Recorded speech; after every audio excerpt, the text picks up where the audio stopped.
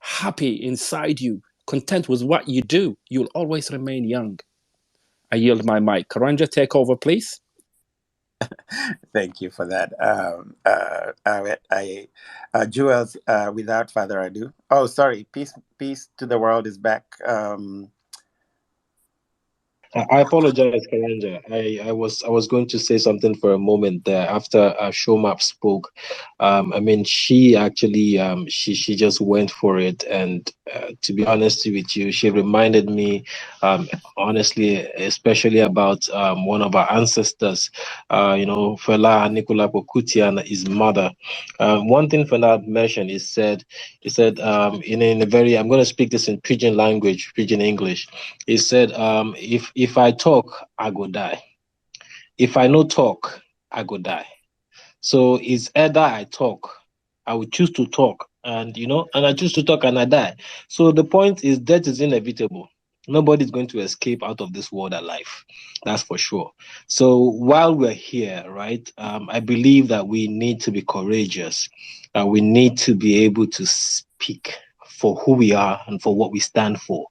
And with that being said, I think I'm very much awake. I'm very much alive to be, especially in this moment, to be here on this space with amazing people who are passionate and courageous.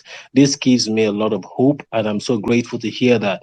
I do apologize for hogging the mic for a few moments here, but thank you so much for listening to me. Thank you. Let's give it to Peace and then Joel. Thank you, Karanja. Hi, everybody. How are you? Very great for the opportunity. Thank you, Karanja, for organizing this space and the co-hosts as well. I will directly go into saying what I want to say to contribute on the topic self-sustenance under sanctions, Eritrea. So I will be very direct. I will not just. I will be very direct. So let me say about what I want to say about this. So when we speak about how Eritrea or how Eritrea managed under all these sanctions, under all these sinister situations, under all these malicious non-stop atrocities, isolated, friendless, with countless enemies from all fronts that one can imagine. Well, simply, I will put it this way: it's just the perfect marriage of an amazing leadership and an amazing people. Very totally united in cause and purpose. This is very important. Why I'm saying this is what we need as Africans. We have done this as Eritreans, and this is what we need as Africans. It's for us, for Eritreans, it's not just Eritrea that we want to free, because freeing Eritrea from the West alone is not enough. It's not going to do anything for us as well. Africa has to be free. And when it will be free? When we have leaders that are really African leaders, African fighters and leaders, and people who are really African patriots. These two things can be broken down into a lot of details. I mean, how can I put the nature or the characteristics or the quality of the Eritrean leadership in this short address that I'm making here in this space? I cannot. It can be studied. It can be discussed for a number of days or for a number of sessions, and we can learn a lot from that. But one thing that I can tell you is this leadership is a leadership that a group of people formed by a group of people leading who grew up fighting for a cause and leading this fight from their childhood until their elder age. And the fight they started during their childhood was not just like political fight. They paid their lives. That's how they succeeded. That's how they won independence. This isolation, sinister treatments, all it was not new to them. That's why they dared to make the choice, to take the choices. That's why they had the courage to make the choice, which resulted in all the continued um,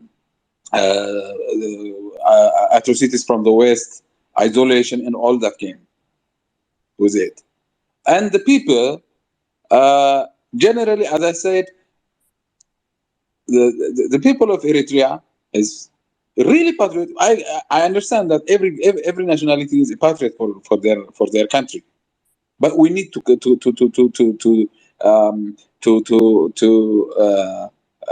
I'm not saying like we are uniquely or we are above others in patriotism. Everybody has national. I mean that patriotism for their own country, but um, in order just for you guys to understand what I am saying, I will just invite you, if you could see the WikiLeaks exposed American ambassador cables and their contents in detail. Well, in one of the cables that were exposed, he says, let me quote, he says, Eritrea is, well, he describes all the economic situations in the country. He says it's in a very bad shape economically. He says there are a lot of things that the people wouldn't have, wouldn't be expected to tolerate or to go through, I mean, to accept. But at the end of, and then he asks, but is Eritrea close to disaster? And his answer is no. And he asks why? Well, in other countries, he says, in other countries, in this situation, people would definitely come out the streets and fight against their own government. But in Eritrea, rather than doing that, they prefer dying in their, behind their doors. Why? Because it's obvious. The people and the leadership is united in this journey, united in the cause and united in the purpose. Whatever the people is getting, the leadership is getting. Whatever the leadership is getting, the people is getting. So why should we fight against each other in this situation? And the leadership is a kind of leadership that knows the West and the imperialists more than they know themselves.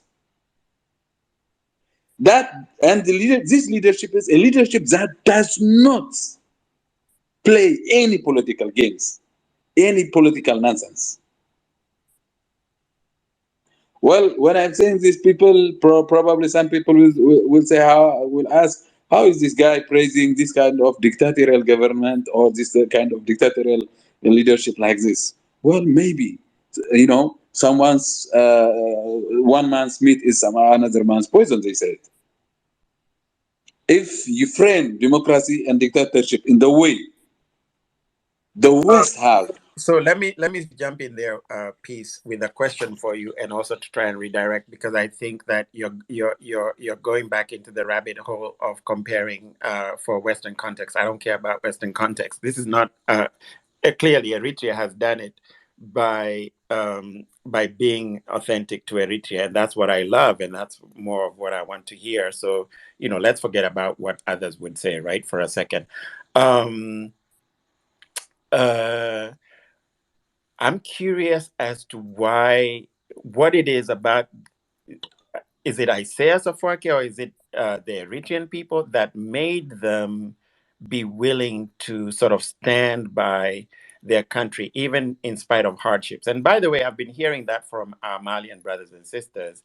They're saying that the sanctions, they recognize that it's going to be difficult, but they're saying that they're ready and willing to stand by their government to get their country back. And I'm curious as to what it is that, I don't know, just in your opinion, it doesn't have to be, scientific, just in your opinion, what led people to be willing to put up with that?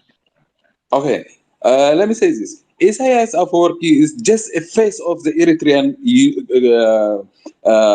total or the Eritrean quality or characteristic or traits. Just he's the face. But I can tell you, almost, it's not the exaggeration if I tell you that we have all of the people of Eritrea is like Isaias Afwerki. It's not just one Isaias Afwerki. By the way, it's not like the way it is put in the media like it's one man rule. It's not. It's PFDJ that's leading us. It's not Isaias. It's a party, and the party is of the people. It's not one man rule. There is no one man rule in Eritrea. This we have to understand very well. And Isaias is a product of this kind of people, and he just represents the traits of the people. I was going to say this. Why this leadership is so unique, so authentic, as he said, is because it learned these values through a unique way during the 30 years of struggle for independence in the fields. This leadership learned unique values that are really serving as everything that we needed during this time of hardships.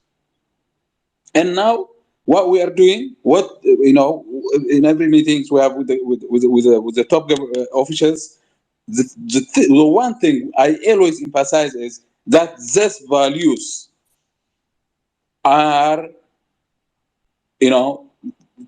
passed from generation to generation, from generation to generation to generation to generation. Because these values I directly link with national security to Eritrea and to every other country that can do these things, So this is not a one-man rule.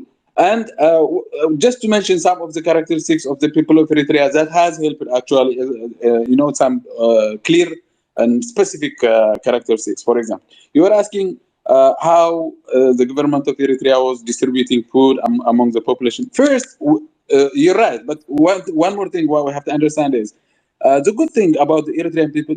You can imagine Eritrea doesn't get even too much rainfall. But under these situations, more than 80% of our people is farmer. More than 80% of our the Eritrean population is farmer population. And the good thing is, this proportion of the people is food producer. At least each family has at least 6 months food reserve in its house. And this is very unique. Even in the West, did you see when COVID came? What happened? Stores were, people ran to the stores and they were competing for food, that would sustain them for weeks. In Eritrea, that wouldn't happen. I believe, I'm not saying this is unique to Eritrea, but this helped us a lot. People are not too dependent for the basic needs on the government. This gives the government to focus mainly on the national, on the macro things, and this gives the people a big relief, because in these situations, of course, the government is not going to be able to provide on top of the people. The government of Eritrea was forced to keep a large number of soldiers, the army, for almost 20 years because of the no war, no peace stalemate, because of Eritrean territory being occupied by an enemy government of the TPLF. So this was draining the budget. The country didn't even have budget, but this is a very, very, very demanding section of responsibility. So this was the part that was really actually taking a lot of big part of the resources, but feeding the people was not a huge problem. This is one factor that really, really enabled Eritrea to wither off all these hardships. Well, like I said, I can only just pinpoint general points that will be discussed further and broken down further in further discussions and spaces.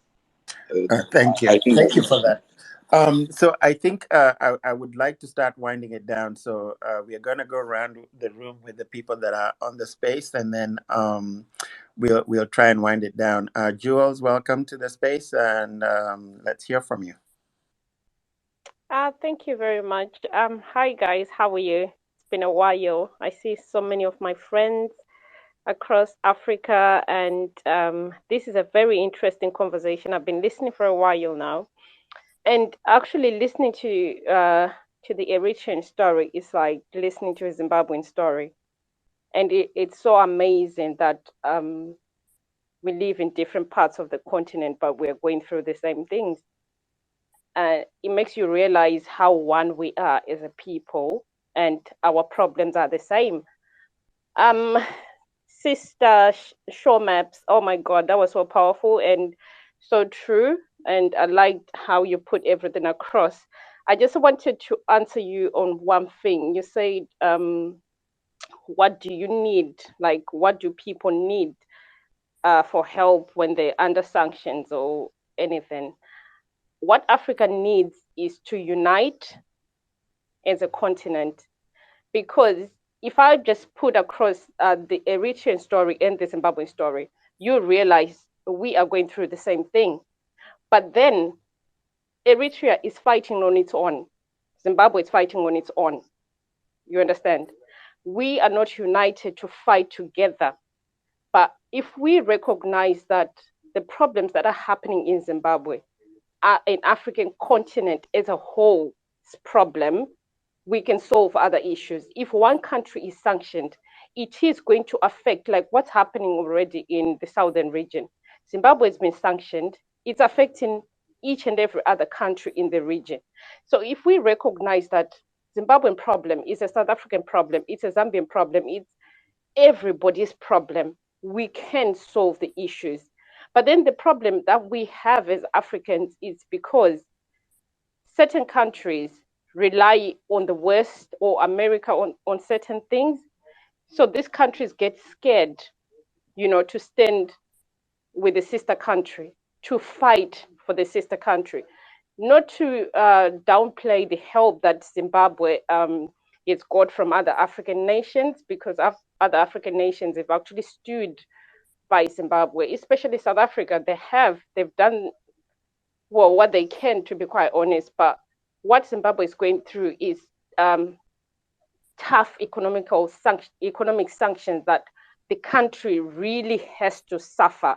So even if South Africa tries so much to help Zimbabwe in whatever way they can also get punished for that.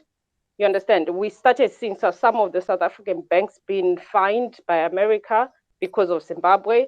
So, but then the only thing that we have as a people, and we don't recognize it, is unity.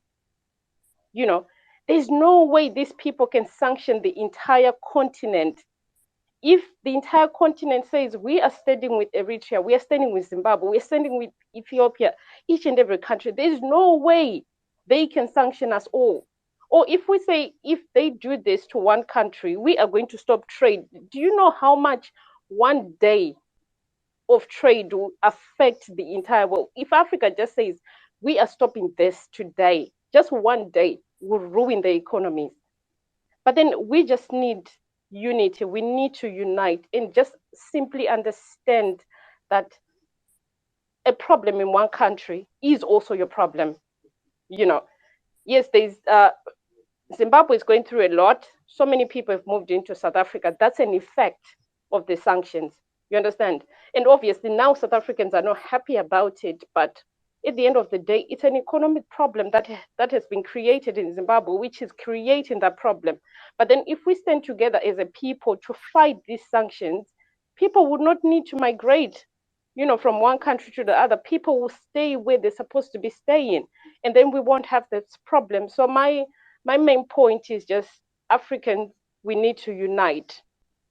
That's the only way we can fight any problems on our continent. Thank you. Thank you, Joe. Let's go to Taddy and then Imara.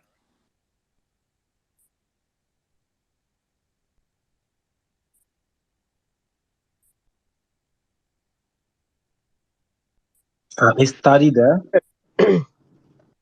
Yeah, if Study is not there, we're going to move really quickly to Mara.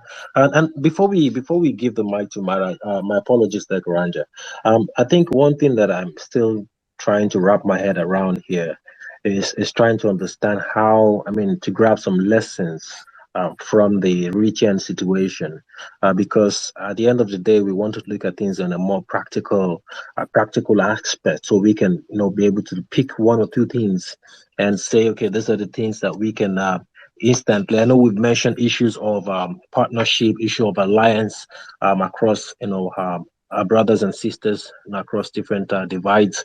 We raised several different issues. Of course, we've talked about the resistance and how the people have been supportive of the government, which is very clear. These are part of our human rights. The Universal Declaration of Human Rights under Article 21. I think subsection 3, that says the will of the people, of course, constitutes the power of the government. Now, and this can be decided either through elections or maybe through voting, either by secret ballot or open ballot. Now, with that being said, I also acknowledge the fact that migration is part of human nature. It's important that sometimes we move from places to places. So having the Zimbabwe brothers and sisters moving across to South Africa, I don't see that as a problem personally, because migrants bring economic benefits also to their host countries. Although that also maybe affects Zimbabwe one way or the other. We're seeing that, of course, we're talking about sanctions. Of course, that could be the main. Of course, is the main reason why Zimbabweans are trooping out in that large population. With that being said, let's try to look more deeply into the case of Eritrea, so we can grasp as much more understanding and be able to help one another. I mean, this solutions, what they've been able to do the past couple of years now is quite impressive. I'm looking at I'm looking online here, searching some research about Eritrea. They've been able to develop the health sector. They're actually working towards, the Millennium Development Goals. And so, I mean, there's a lot about Eritrea that we're not really hearing. I'm not sure, maybe because the Western media has decided to silence any promotion that comes from that region, because I think they enjoy more or less promoting a bad image of Africans, especially leaders who do not align with the interest of the West. That has been something that I've seen. I mean, a lot of us have probably learned about this as well too.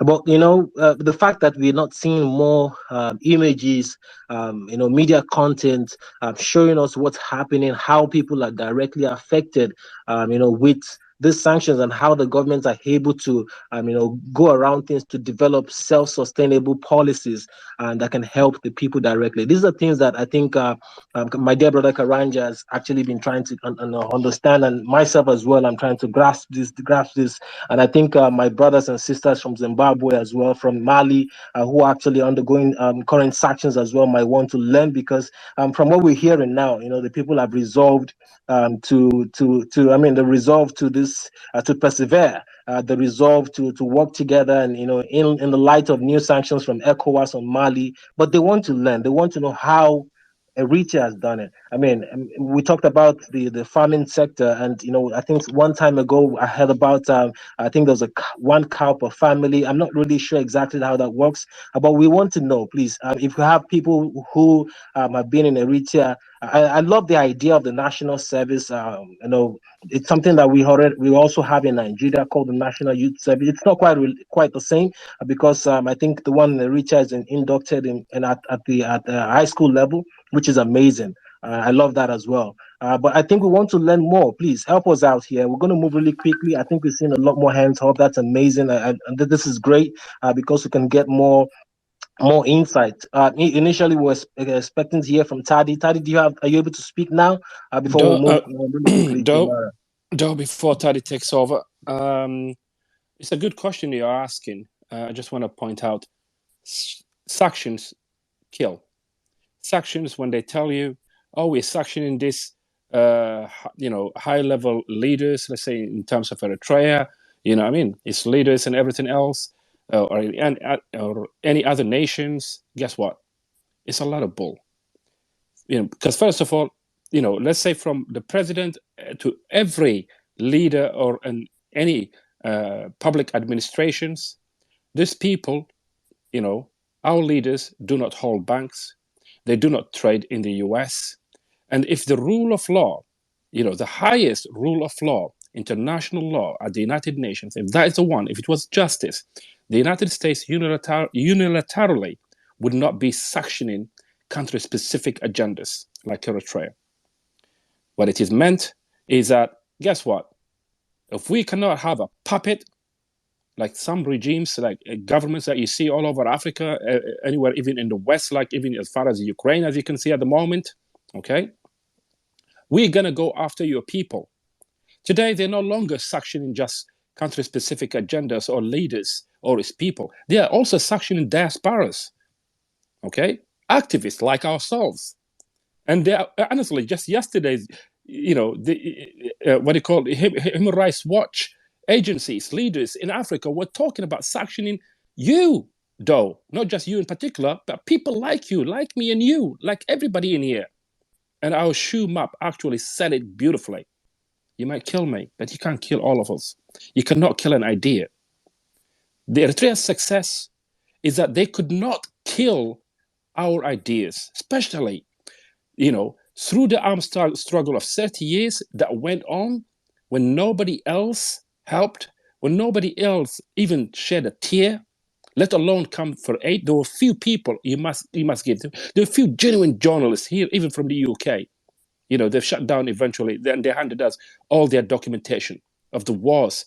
Or even like, let's say, on a specific like George Galloway would openly speak here from the UK, okay, about, country-specific from nations they come from, or international geopolitics of how they oppressed countries like Eritrea. But most of all, we as Pan-Africanists, that we all have to learn is that resilience. And I think if and I check everybody's, we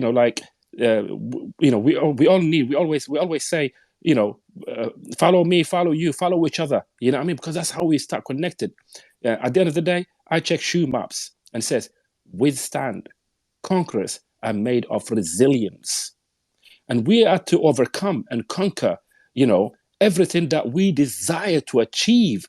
Then we have to fundamentally find the strengths and understanding that we can no longer lose something we do not have, and to achieve and to have the things that we desire. 98% is hard work and the resilience that comes with it. And that's what Eritrea is. There's no magic wand. We just have to say, I got to, talk the talk, walk the walk to get to where I want to get to. I yield my mic. For the next one, I think it was Tadi, you were giving him dough. You were doing a brilliant job. Tadi, take over, and then I'll leave it for Garanja and everybody else to follow up with the rest of the queue, sir. I would, as always, you did actually put it well. But I have to applaud you guys. This was, to be honest, every time I actually joined this space, I'm learning more and more about everything and about everyone. My sister, from South Africa, show God, you remind me of the 86 speech of Winnie Mandela. It's just I don't know what people might actually have their own opinion, but God, this is why we need what we need our women's, because they know how to actually get into us. They know how to motivate us. They know how to move us. Because if you've seen in African history, in every man's and every king's and every warrior's, there is that person who actually push them and actually get the best out of them. It's either his wife, a sister, or mom, or those women that actually are the one who bring us up. And then I believe that you are the one who will actually unite Africa, because our ego as a man, no matter what we are, like, we still have that. But women's, you guys are smart. You guys know how to control us, and then you guys know how to move us forward. And then we need more of you guys. And then I appreciate that. Like, I'm so glad that we actually having this conversation, especially about Eritrea, because we all learn a lot from Eritrea. For the past 27 years, this country has went through a confined movement. Like, it was sealed from outside. So no one knows about it. And then as an African, this is what we have been taught, and then this is what has been implemented on us. Like, we only focus on us, like, on ourselves. So we, unless it actually come to us, and then, like, even if it come to us, we don't even wake up. It actually has to come to our house. And then that's when we wake up, because the Western mentality in the education system and everything has been like injected in our system. I mean, there's one thing that I would always say, who is actually running Africa? Who is running it? Like, who is running, like, the government? Because as you see, those who resist get sanctioned, like, from all over the place. And then the media is their weapon. They use them, because if you go and actually Google Eritrea, you will not find a single good word about it. Not a single. I can promise. More than 1.5 million diasporas, and, like, went to Ethiopia within a couple of weeks, not month, within a couple of weeks. But you don't see a single media talk about that.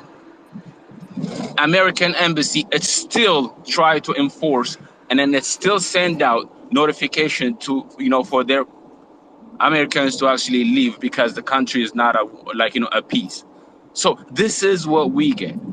But so when we come together like this and learn from each other, I learn from you, I learn from ours, I learn from Doug, I learn from Karan. Everybody has to come and actually speak about their pain, so we all can understand it. Because my pain is your pain. We all have pain. We all are bleeding. But whose is worst? And then whose wound is drying? And then how? Because that's how we learn. We all have to see everybody is bleeding, but some of us are actually, like, we manage to stop the bleed. But so now we all have to come and say, like, hey, how did you happen? Because when it comes to Eritrea, like, everybody talk about Isaiah this, Isaiah that, like, because he is one person, as everybody say before. It is not Isaias who actually moved the country forward. It's the people of Eritrea. While they were under sanction, they all managed to come together. You don't think that, like, Isaias doesn't actually have an opponent? There is a lot of Eritreans who actually doesn't like his policy. But it is not about him. It is about Eritrea. That's it. Everybody is focused on one thing, and then one thing only: the ball. That's all we all have to do. And then, like, as an Ethiopian, especially at the moment that we are, the past year and a half, we went through a lot of ups and downs within us, from outside, like, so, but we are coming together. We are managing to come together, because we're putting one thing up front. Like, one thing always has to be in front of you. The core of the people has to be in front of you. So we all are learning. I'm so glad that everybody is coming. I'm sorry that I'm running my mouth so much, but sorry for those who spoke before me, because I am just spoiling it. But you guys are just doing an amazing job. Please keep it up. Today we're learning about Eritrea, and then let's learn about South Africa tomorrow, and then about, like, Zimbabwe next, about Mali, about every country within us, because we all need to learn, and then, like, understand what is really happening. For me to actually make any move, or for me to grow, I have to learn. So learning is very important. So please, everyone, let's just come and actually just tell our pain, and then let's just learn from it. Thank you, guys. Thank you for that, Taddy. Unfortunately, I think Show Maps is having connection issues. She had her hand up, and I was really hoping to hear from her again. But she'll probably be back. That's okay. And it's funny you say that because, yes, actually, one of the next topics that I had lined up is we were supposed to do Mali tomorrow, but actually, I think we'll have to do it on Thursday because I just realized that I have a traveling appointment. I'll be traveling tomorrow, so maybe it will have to be on Thursday, and then. We'll be doing a case study of Zimbabwe and specifically to do with farming at the next Tuesday meeting. So either next Tuesday or the week after, probably next week, Tuesday. I had spoken to Bashona and Jules about it. So yeah, we are continuing to do this. And I think I'm trying to keep track who was next. Africa United, Imara. Wait, sorry, Imara, and then Africa United, and then we have somebody new as well. Why don't we go with Imara and then New Normal, and then Africa United? Sure, thank you, Karanja. I think you asked Isaias or people. And that's the reason why I came to understand the Eritrean government. You have to go through the Eritrean revolution when at first there was the ELF and then three groups split from that and they formed a coalition called the People's Front. And it's from that point that they came up with this our vision, and they went preaching to the people what their vision is, what do they want to make, and that's when they attracted a lot of the population, uh, be it women, be it men, be it Islam, be it Christian, or be from the 9 ethnic groups. So a lot of people started joining the EPLF at that moment, and then from a different perspective of knowledge too. It used to have doctors, mechanics, all kind of profession. They joined it, and they made this gallant force when they went to the trenches of Sahel. Like I said, they used to have in the trenches of Sahel when they were fighting the Derg regime. They used to have this very sophisticated surgery hospital. They even used to do neurosurgery. So it is the collection of the people, these government, these people in power, or the people in the government. It's not only us. There is thousands like him, but they were organized with a vision. They had the same vision. So of course, President Isaias is our well-respected figure, but we have thousands of President Isaias. That's what made it strong. People would contribute in their knowledge to just that struggle, and they would also try to discover revolutions, what happened in Vietnam, what happened in, and they would teach that to their very soldiers, the foot soldiers. So this brought an awareness of the geopolitics and all that. So this is where it started, and it's not who was first, like the chicken or the egg. Okay, it was the leadership at first, and they educated the people, and they brought the people to a common sense, which is in a one sense, which is liberating the land from all kinds of governance or colonies. So by saying that, I would go. I would like to go to the next point that I put. Let me try to collect. Let me So, come back. so essentially, sensitize. Sorry, go ahead, Imara.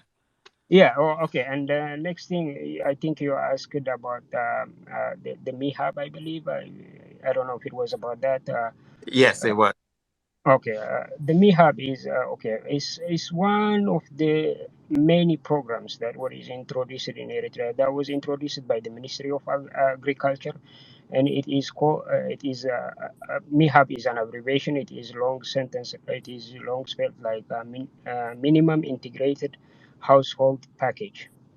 And what would that do is they would go to households and give them with the choice that they need a special breed, a cow that can produce up to 15 liters, or a choice of goats or sheep up to 6, and 2 beehives, and then plantations like up to 20 plantation that is either economic or animal feed, or just fruit, or for even for energy source. So if they were given a cow, the first female would go to the next person. So, and that replicates over and over and over and over. And then speaking, that is the from the household perspective. But the Ministry of Agriculture, it has a team that goes all around the villages and advises the farmers. What it gives them the seeds, the special seeds, um, the resistant seeds, and more productive seeds. It advises them on how to farm them, when to farm them, and what kind of fertilizers to use, and in all kinds of that agricultural knowledge. And then there is these big farms, giant farms, which is some of them are government owned, some of them are private owned, and those they get all the advices just like the regular farmers. They would teach them all the knowledge that the Ministry of Agriculture has, and by that it became so productive. And within the last years of the sanction, the Eritrean government managed to build up to 950, if I'm not mistaken, uh, big and small dams, and some catchments too, to preserve. If you see the landscape of Eritrea, especially in the highlands, is kind of hilly. So whenever it rains, it just rushes, and it erodes the dirt with it. So they have managed to build catchments in every river, and then build dams at some places, at some areas, and that has helped the farming industry. Like, because before people were able to farm once a year, which is whenever the winter comes. But now they can farm up to 3 times, and that has managed to make Eritrea in the food sufficiency. It has helped so greatly in food sufficiency. And I guess that was it about the MIHAB. And Just to piggyback on Imara, I mean, he said it well in everything else. Food security is, it's a national security issue in any nation, not just contained to Eritrea or African countries. So, as most of you have got a clearer picture of a devastated country for 30 years of war with no infrastructure, citizens have to come together. Primarily is unity, solidarity, integrity in a very diverse society with different cultures. That has to continue with the new generation. The Sawa camp has been established, brought all 9 ethnic new generations together, and through the education systems and awareness of self, even to us here in the diaspora, under the umbrella of the PFDJ, we also have like the Young People's Front for Democracy and Justice. And that was to assert identity in terms of culture, language, history, and sovereignty. There has been a tremendous attack. I think, Ambassador McMullen, the U.S. Ambassador to Eritrea, and U.S. diplomatic cables, just, you can Google it, guys, so you can be a learning curve for all Africans of how they use divisive measures.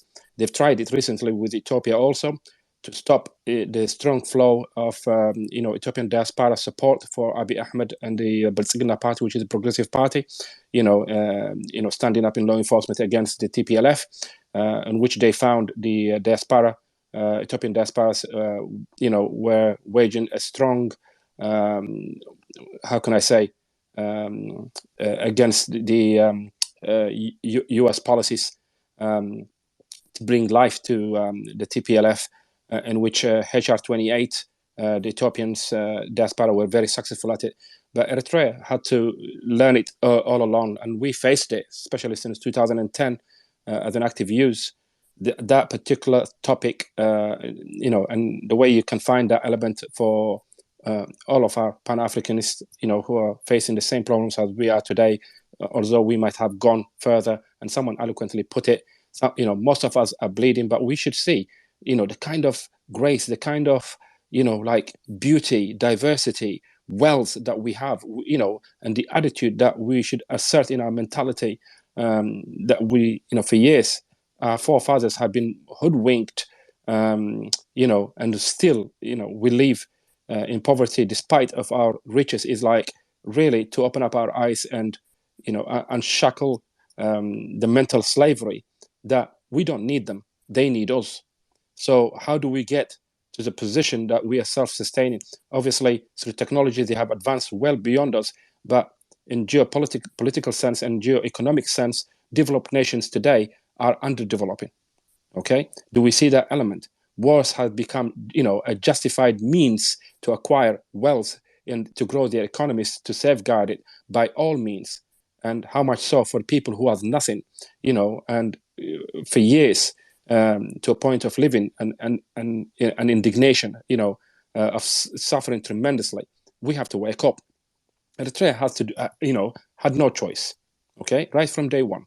I don't want to go back and digress to it, but when it comes to food security, it needs water, and water, is God-given. That any enlightened using logic is to use the Earth's topography. Every little drip becomes a stream. Every stream becomes a river.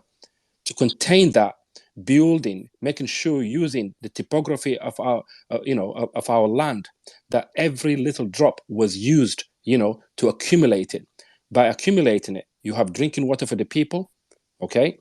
Clean water, because, naturally the earth will always, clean all the bacteria that's out. In addition to that, let's say to sanitary means, in a country where it's very hard to find toilet rolls and all that, unlike the West, okay? Everything else, people came together through education to make sure there are no sewage around it, or people going, relieving themselves near this kind of reservoirs, okay? At the end of the day, it started greening it. And the local people, through building infrastructure right close to their villages where they need the drinking water, they need to irrigate it responsibly. So today, I urge all of you also to just zoom into Eritrea through your satellites and see this and think like, how did this happen? And it can be, yes. Before you lose yourself, I'm actually curious. So have local communities essentially sprang up, or were the dams built around local communities, or did the local communities essentially build around the dams and create infrastructure, sort of local infrastructure that connects them to the local sources of water? I think that's what I'm hearing. Excellent question. Right. The primary objective of social justice is people in their own, people try, what's that word? Flourish in an environment they know too well. In our 9 ethnic groups, only one, ethnic group actually moves around, and they are the Roshidas. Most other ethnics, with the 8 ones, they are solidly connected with their land. They stay there. Okay, there are people like, let's say in Ethiopia, the Afars, they keep moving everywhere. They have they have the Gojo, you know too well.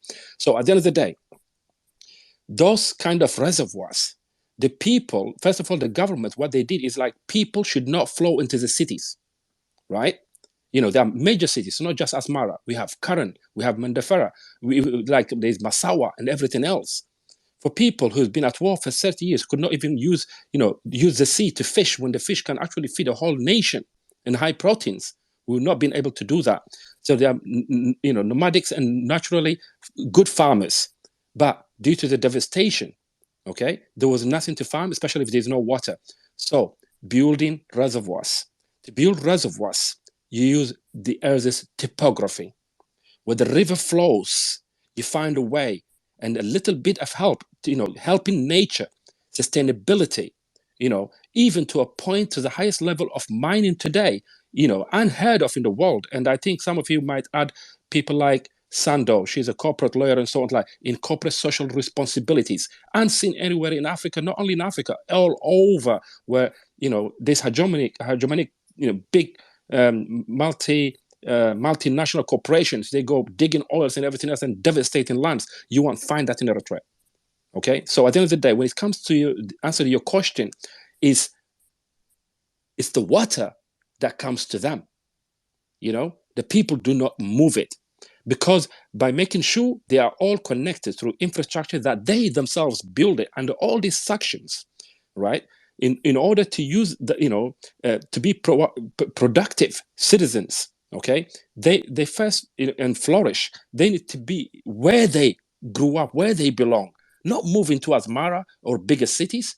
Because if you build industries in the cities and so on, instead of empowering those farmers in their own homes, building, for example, the shortage of electricity where they need it. Eritrea is filled because of sunlight, natural sunlight. They work so hard, the government, to build solar panels. And there are solar panels everywhere today with countries, that can work with us. So I hope I answered your question for you. You did. You They don't move. absolutely did. You did. And Fantastic.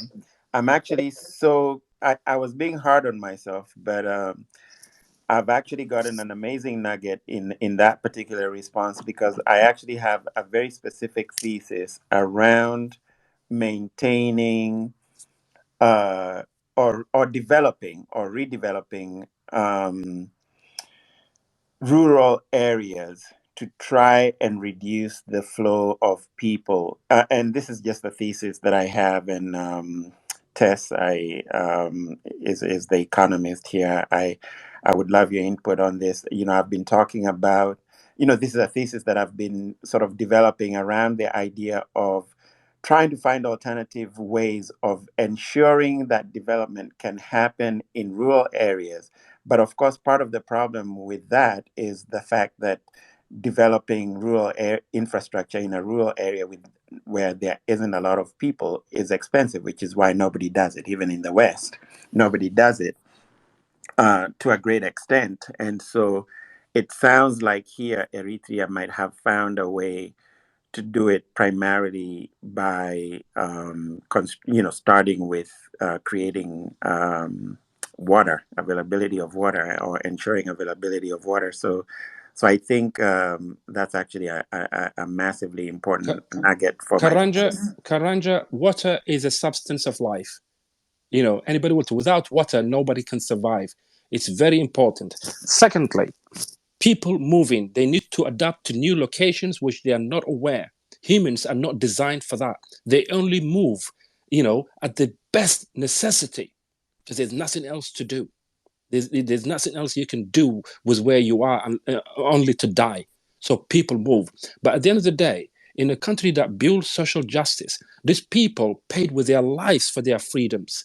They deserve everything else that, with a good leadership, to sustain them, to empower them where they are. NGOs, aid does not do that. And that's what, under our leadership, under the preambles, okay, and call it constitution, I call it preambles, and I've sent you a link, I think, a video I made, okay, which is a national charter. It's the People's Front for Democracy and Justice. Once they have put the arms down, until we were called again. The wars had been happening on no peace throughout the 27 years, in addition to, in complete, violation of international law, on the behest of the United States and its hegemony. The TPLF, Okay, Assad, in our, the world knows like Badme. That's the only thing you would know about Eritrea. In addition to dictator, this and that. But at the end of the day, okay, the struggle had to continue, and to continue in a sense is despite what's happening around. I don't know whose mic is on. Somebody jump in by mistake. Okay, so despite what's happening, is never to forget, and to keep marching. It's like where you want. Never be distracted by all this noise that's going around you. You defend your sovereignty, but to survive, you must feed your people. You must, if it is education that you need, you build that education. Okay, education alone will try to help you build the kind of infrastructure that you need, the kind of knowledge you need to create a sustainable way of life despite sanctions. In addition to that, you'll be able to heal any wounds, and medical issues by building hospitals, people with a know-how. So at the end of the day, it's like Eritreans came. The diaspora remittance tax, which is actually, in proper legal terms, in Eritrean values, it is rehabilitation of nation building, in which, the United States and its hegemony, forcing the UK, Germany, and everybody else, wherever Eritreans diaspora live, is through the UN, it sanctioned us to stop, paying 2%. Most of the people who say we were forced to pay 2% rehabilitation tax were not Eritreans, okay? Were the TPLF implanted, to cry as if they are Eritreans, in which 60% of, diasporas who ask for asylum under the Eritrean, flag are actually, I'm sorry to say, non-Eritreans, okay? Not just like from our neighboring countries, Oh, wait, you're going off on a tangent. Sorry to stop you, brother. Right. No, but at the end of the day, it's like the context of building a nation, okay? Because a lot of people say, like, how did the government do that? No, because like the By the way, I Eritrean don't government. understand the Go on. 2%. What is the 2%? Right. That's why I explained to you the 2%. The official description of that. It's not like, unlike if you're an American and you live in the UK, how much percent do you guys pay in taxes? And if you don't pay, you probably go to prison. And there's no such thing like that. But at the end of the day, people in diaspora, okay, who live abroad, agreed, even to a point of saying we will pay 40%. No, this is not sustainable. The government said no, it's not. 2% will suffice. Okay, so 2%, for instance, the UK average income of an individual, okay, and until recently was £10,000 per year. Okay, today is about just for mathematical sake, and out of 10,000, 2% is £200. Am I right, Karanja? Yes, sir. Yeah. So 2% of £200 from me coming in per annum to contribute to the nation building process, what the country needs, because we are under sanctions. Ah, got it. You've right. actually been So talking about this for a while, but I never got it. So, well, that's why I want to clarify, Eritrean because Eritrean diaspora paid 2% in a tax that goes to the Eritrean government. Yeah, do not take it as tax. It is a Okay, nation building contribution. process. Rehabilitation. Okay, Got it. because we rehabilitate our country because we are under sanctions. Who else is going to do it? The people in there are like, Sorry, Awet, let me go stop on. you for a second. This is what we've been trying to get to, but I think you forget that we are not Eritrean. So when you talk about 2% and don't explain to us what it is, literally, this is the first time I found out what it was. So these are the points. I guess in the discussion, I'm also trying to find bullet points, and so that's an amazing point that I had not actually captured.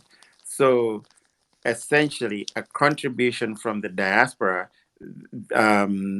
that's an example of something that can be replicated by any diaspora anywhere on the planet, right? Absolutely. Go on. Can I interject real quick? Who's speaking? I think that's Marcus. It was supposed to be normal after. Sorry, Marcus, if you don't mind, normal will be next. Awet, Sure. when you're done, normal, and then we'll go around the room.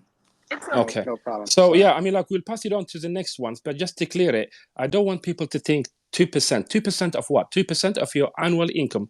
People in diaspora, people who act, who are citizens, who feel I'm a citizen of that country. You don't just Eritrea. I'm a citizen of Mali. It's my duty as a citizen to help my people, to help my nation, to rebuild it. For example, what's going on in Mali today? If every diaspora, millions of remittance money is wired into Africa, from America, from all over the world. But imagine to help just their families. Imagine if they just contribute 2% of their annual income, whatever they earn, to rebuilding their country, to regaining their independence and sovereignty. That goes a long way. That goes a long way. And guess what? They sanctioned it. That I could not go into my Eritrean embassy here in the United Kingdom and pay, and contribute my 2% rehabilitation, okay? That I need to help my country so my people can have a dignified life. They said no. But we Eritreans, we say, the hell with you. We go back to Eritrea every year. We do not go to America. As a British, I do not go from here to America to New York. They've lost my money. I go back to my own country. I'd rather go to Addis Ababa and spend my hard-earned sterling than go to Germany. You know what I mean? Unless I'm going to see families in there or friends that leave. I would never go on a holiday. So when I go to Eritrea, I say, right, this is how much I earned. Here is my, rehabilitation contribution to rebuild my country. Gladly. Mike, to the next person, Karanja. Thank you. Normal. Hi, everybody. I hope you guys are having a good day. I'm not gonna take too much of your time. The only thing I want to say is like the one thing about self-reliance, or why Eritrea has survived amongst like all these years of sanctions, is that they have like, when I say they, like technically like this freedom fighters history. To some of us, it's our parents, and if it's not your parents, it's like really not generations away. It's your uncles, your aunts, it's in your family. So they have worked so hard into building that, what this Eritrean identity is, so that like I don't think I'm wrong if I say to every Eritrean, our loyalty is not technically to one specific leader, one specific person. It is to the country and to the people. So when your loyalty is to your country and to the entire population, regardless of ethnicity, regardless of where you come from or your religion, we have two major religions in Eritrea, 9 ethnicities. So when your loyalty is to the entire population, then it's a question of your identity. And what I see is when you build a strong identity, when if I am going to talk about an Eritrean identity, what it makes is, regardless of you live inside the country or you move and you live in a Western country, then you understand who you are, where you come from. So the stories that they tell about your country, or generally about Africa, it's usually like what comes to my mind is always the white hand feeding a black child without shoes, without proper clothing. And that's the picture that used to come to my mind. I mind you, I grew up in Eritrea and I did my national service, but still when I migrated to the West, I was still young. So my freshman year of college, I was asked questions like, do you guys have houses? Do you have colleges? I'm like, yeah, I'm like sitting in the same seats you guys are sitting, but I didn't go to high school here, right? So do you guys have universities? If I didn't have universities, then I wouldn't be sitting like in a graduate school, you know. So the most important thing is when you raise children or young people who are like, fortunately or unfortunately, who have been raised or born in the West, may like it's important as Africans or as Eritreans to connect them to their identity, to connect them and tell them who they are. Like, your stories, my stories of that I hear from other people is like that I come from a country of dictatorship, a country that doesn't have schools, a country that doesn't have civilization, but that's not the country that I know. I grew up in a country where like I was properly treated. Even like, I don't want to go off on a tangent, but like I when I am in my country, I am just a girl. When I come here, I'm a black girl. So that was like another, like it's a very civilized and forward country. Maybe not so in like, the description of like the Western countries, or like, you know, what they want us to believe what democracy is. I hope that we can all come together as Africans and work towards like what democracy looks for us, what it means to have like an equal society, what civilization means, and to describe it based on our own culture, our own society's traditions, and come up with a system that works for all of us. And to me, it's not like when people say, but like your president is a dictator, or like this is what they do. You've never held elections. Yes, but like I'm not agreeing that it is a dictatorship, or like I understand we never had elections and stuff, but do you also understand that this is a young country? Over the 30 years we've been in conflict and sanctions, but we have survived regardless, because every Eritrean's love is rooted not to one person, one party. Is rooted to the love of country and people and your identity. And regardless of like how you want to describe it, I am grateful and thankful for the people who came before me, my uncles, my parents, and built a country and an identity that I am, like, you know, proud to belong to identify to. And wherever I go, I carry that identity with me. So to me, I do hope that there is a better future for me and for my people, especially the people that are living back home, to have better days. But I understand it's not easy, but it's not because we have like this single problem, as they want to point it out, and they want to say like because your country is led by a dictator, or like this president. No, like remove Isaias. The next person that comes is probably going to face the same problems, different names, same issues. If you keep putting us in sanctions, if you keep putting like making choices for us that don't work for us, if you like keep following policies that enrich the West but actually does nothing for my people, that makes, you know, no difference for me regardless of who sits in the chair. I don't have a problem with, like, you know, with having 4-year 7-year elections if we're still, like, you know, if we're still going to be governed by, like, you know, the West. Like, for instance, if it's a government that works for them, if we say like whoever feeds you also like kind of controls your destiny, who pays your bills is going to tell you what to do. So I would rather have my own people to lead and keep working and keep fighting until we come up to a system, until we come up, like, you know, not only in Eritrea but in all over in Africa, to work for like self-reliance.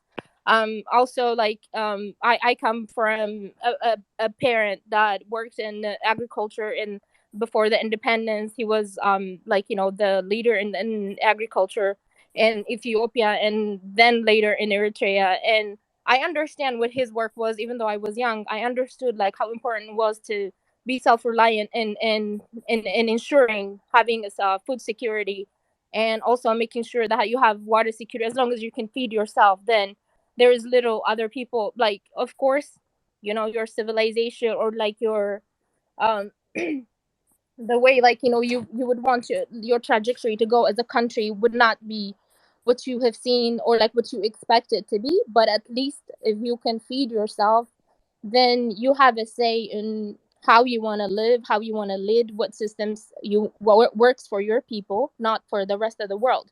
But I do hope that, like, I know that there is an African Union, but my hope is for every African country to build a stronger identity for their own country, and not to believe like all the West or like the white man savior mentality to kind of like disappear from Africa's mentality, because we really don't need them. And like, in all honesty, we have a continent that is self-sufficient, and it's there's so much richness. But I think our problem has been with electing or maybe allowing leaders that are so you know, into like pleasing the West rather than their own people. So I hope that we can come up with leaders who are for Africa, and a union that speaks for an African country, not like, you know, to leave like a country that's been under sanction and saying it's because like this government is a dictator. But then how is that helping the people? You're sanctioning the people, not that specific leader. How is sanctioning and making sure that this country, like, you know, it's kind of perverse in a way if you think about it. You're trying to make them bend to your own will. per se, like, you know. So I don't understand when people say, like, even some, like, not a lot, but some people who have gone through the same things, and you hear conversations, but they say it's actually gonna be better for our people. But I don't understand that. I can have a problem. I don't maybe necessarily agree with 100% of the rules, the policies, but then I go back and I see that why, like, you have to always ask, but why are we in this situation? You know, what's the reason, what's the point of all this, like, how did we get here? And if you go back to that, it's because, like, these people are not bending to your will. These people have, like, you know, they have a vision, and it's not the same as what the West wants to envision you. Like, they want to feed you, or like they want to source whatever food or whatever aid they want, but then they want to tell you how to live, how to, you know, how to have a democracy in your own country. Technically, you know, I mean, it's crazy. It's not gonna be easy for us, because even, like, you know, for countries who say that they have had their independence for longer than Eritrea, longer, like 30 years, have they really truly been independent? Or, like, who's been turning the heads of their leaders? So all I, like, I don't want to take too much of the time. I just wanted to speak into it because I grew up I grew up in Eritrea. I did my national service, and I'm happy that I did. I do hope, like, you know, we come into a point where, like, you know, it's gonna be limited number, so people can go out of the system and also do their own personal lives, because after all, we're all people. But I understand, like, you know, even when we come here abroad, I'd gladly give, like, you know, 2% for my contributions and stuff to worlds, like, towards nation building, because when I give, I'm not giving to the government, I'm not giving to specific groups, I'm giving to my people, my nation. So that's when I say, like, it's important to build an identity, to teach Africans how to be Africans and be proud to be Africans, is also how you like, kind of root out all the problems which has been introduced by, you know, colonialism, or whatever you want to call it, or, like, you know, um I don't know, this idea of, like, even democracy. Like, the West is so free because we have a democracy. Yeah, but, like, you take that system and you want to implement it in Africa. We have different cultures. We have different sets of traditions. We have our own history. So we have to work. I don't care what we call it. Are we gonna call it a democracy? Are we gonna call it, I don't know, but, like, it has to be a system that works for Africans, because as they, like, you know, as Americans, even when we say it's a democratic country, it's like you go through elections, people, then the people don't understand. Then how come, like, you know, almost like more than 50% voted, like, for this person, but, like, if it's a true democracy, then how come this guy didn't win? Because they made it, like, you know, into a system. They still call it a democracy, but they made it into a system that works for their government, well, like, for their own people. And you want to implement that system, put it back in Africa, it's not going to work, because we are different. We have different sets of standards, we have different sets of traditions, cultures, we have different political histories, we have a history of, like, you know, colonialism, and we come with a lot of histories. And then it boggles my head, like, sometimes it's so hard to say that, and then I don't know how to put it in words. But then if it's like countries who have history of, like, 400 years of slavery, of perverse histories of, like, you know, this genocide histories, like Germany and stuff, those are the countries who are, like, trying to teach you about humanity, what humanity is, and how to live and be humane. And I don't know, like, you know, how or what the proper answer is to that. But to me, my thing is, like, just to my fellow Africans, make sure, like, if you're living in the West or anywhere outside of Africa, make sure you connect your kids to their identities, to learn who they are, where they come from, and to actually be proud of about that identity. Because once you tie a person to their identity, to who they are, to their country, they're gonna be the future leaders. They're gonna be, even if we don't go back and lead, we're still gonna be the future protectors of our own countries and people.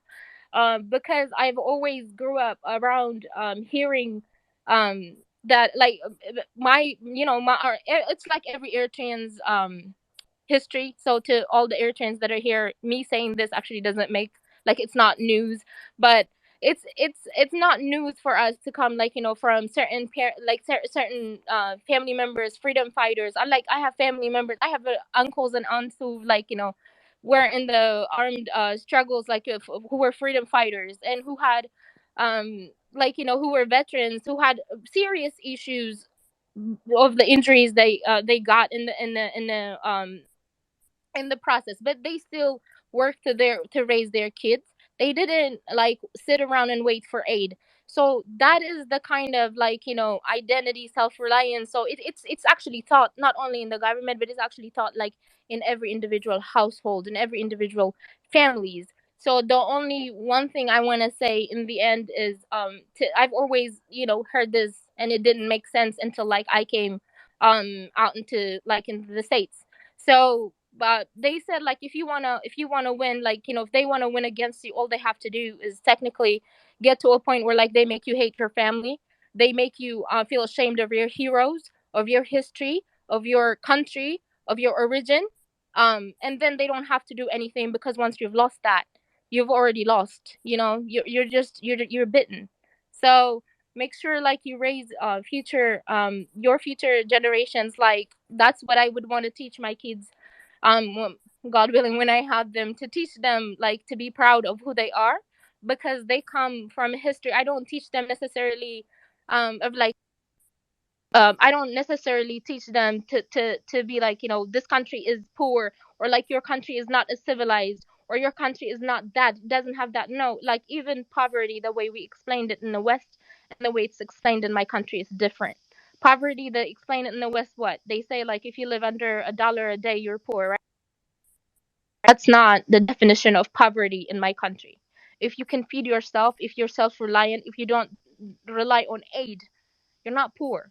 If you have a brain that works, if you can educate yourself, you can elevate your life. But what they do with Western mentality is they teach you, you are poor, you cannot do this, you cannot change. You come from, like, you know, they make you feel ashamed of your identity.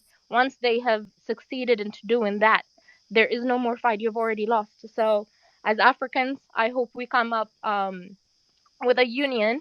I know that I understand there is an African Union, but actually we come up with a union that works for Africans first, and then when a nation that is under sanction, or when a group of people are getting bullied by Western policies, I actually do get the courage to stand up for each other and to say no, and to come up, like, you know, with systems and banks. We have, like, you know, I hope that we can work towards having our own banks, our own system, our own unity, um to like, you know, so that, like, they don't necessarily get a say in how to live, how to lead, how to um develop, or like come up with a system that works for our people first. Because I mean, it's kind of, it doesn't make sense when you say, like, you know, as an Eritrean, when the policies of the West have been, you're doing it for me, but then you're sanctioning my people, making sure they don't eat, they don't get fed,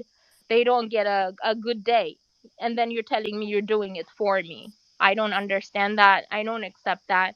And I hope, like, you know, like, so, like, with so much history that we have, we come up, like, better prepared in next meetings, if you guys do come up with these kinds of spaces, so we can share. Because, you know, it's like, to every Eritrean that was especially raised back in Eritrea, it to us, it's because it's our it used to be our everyday life, and it is kind of what it is still.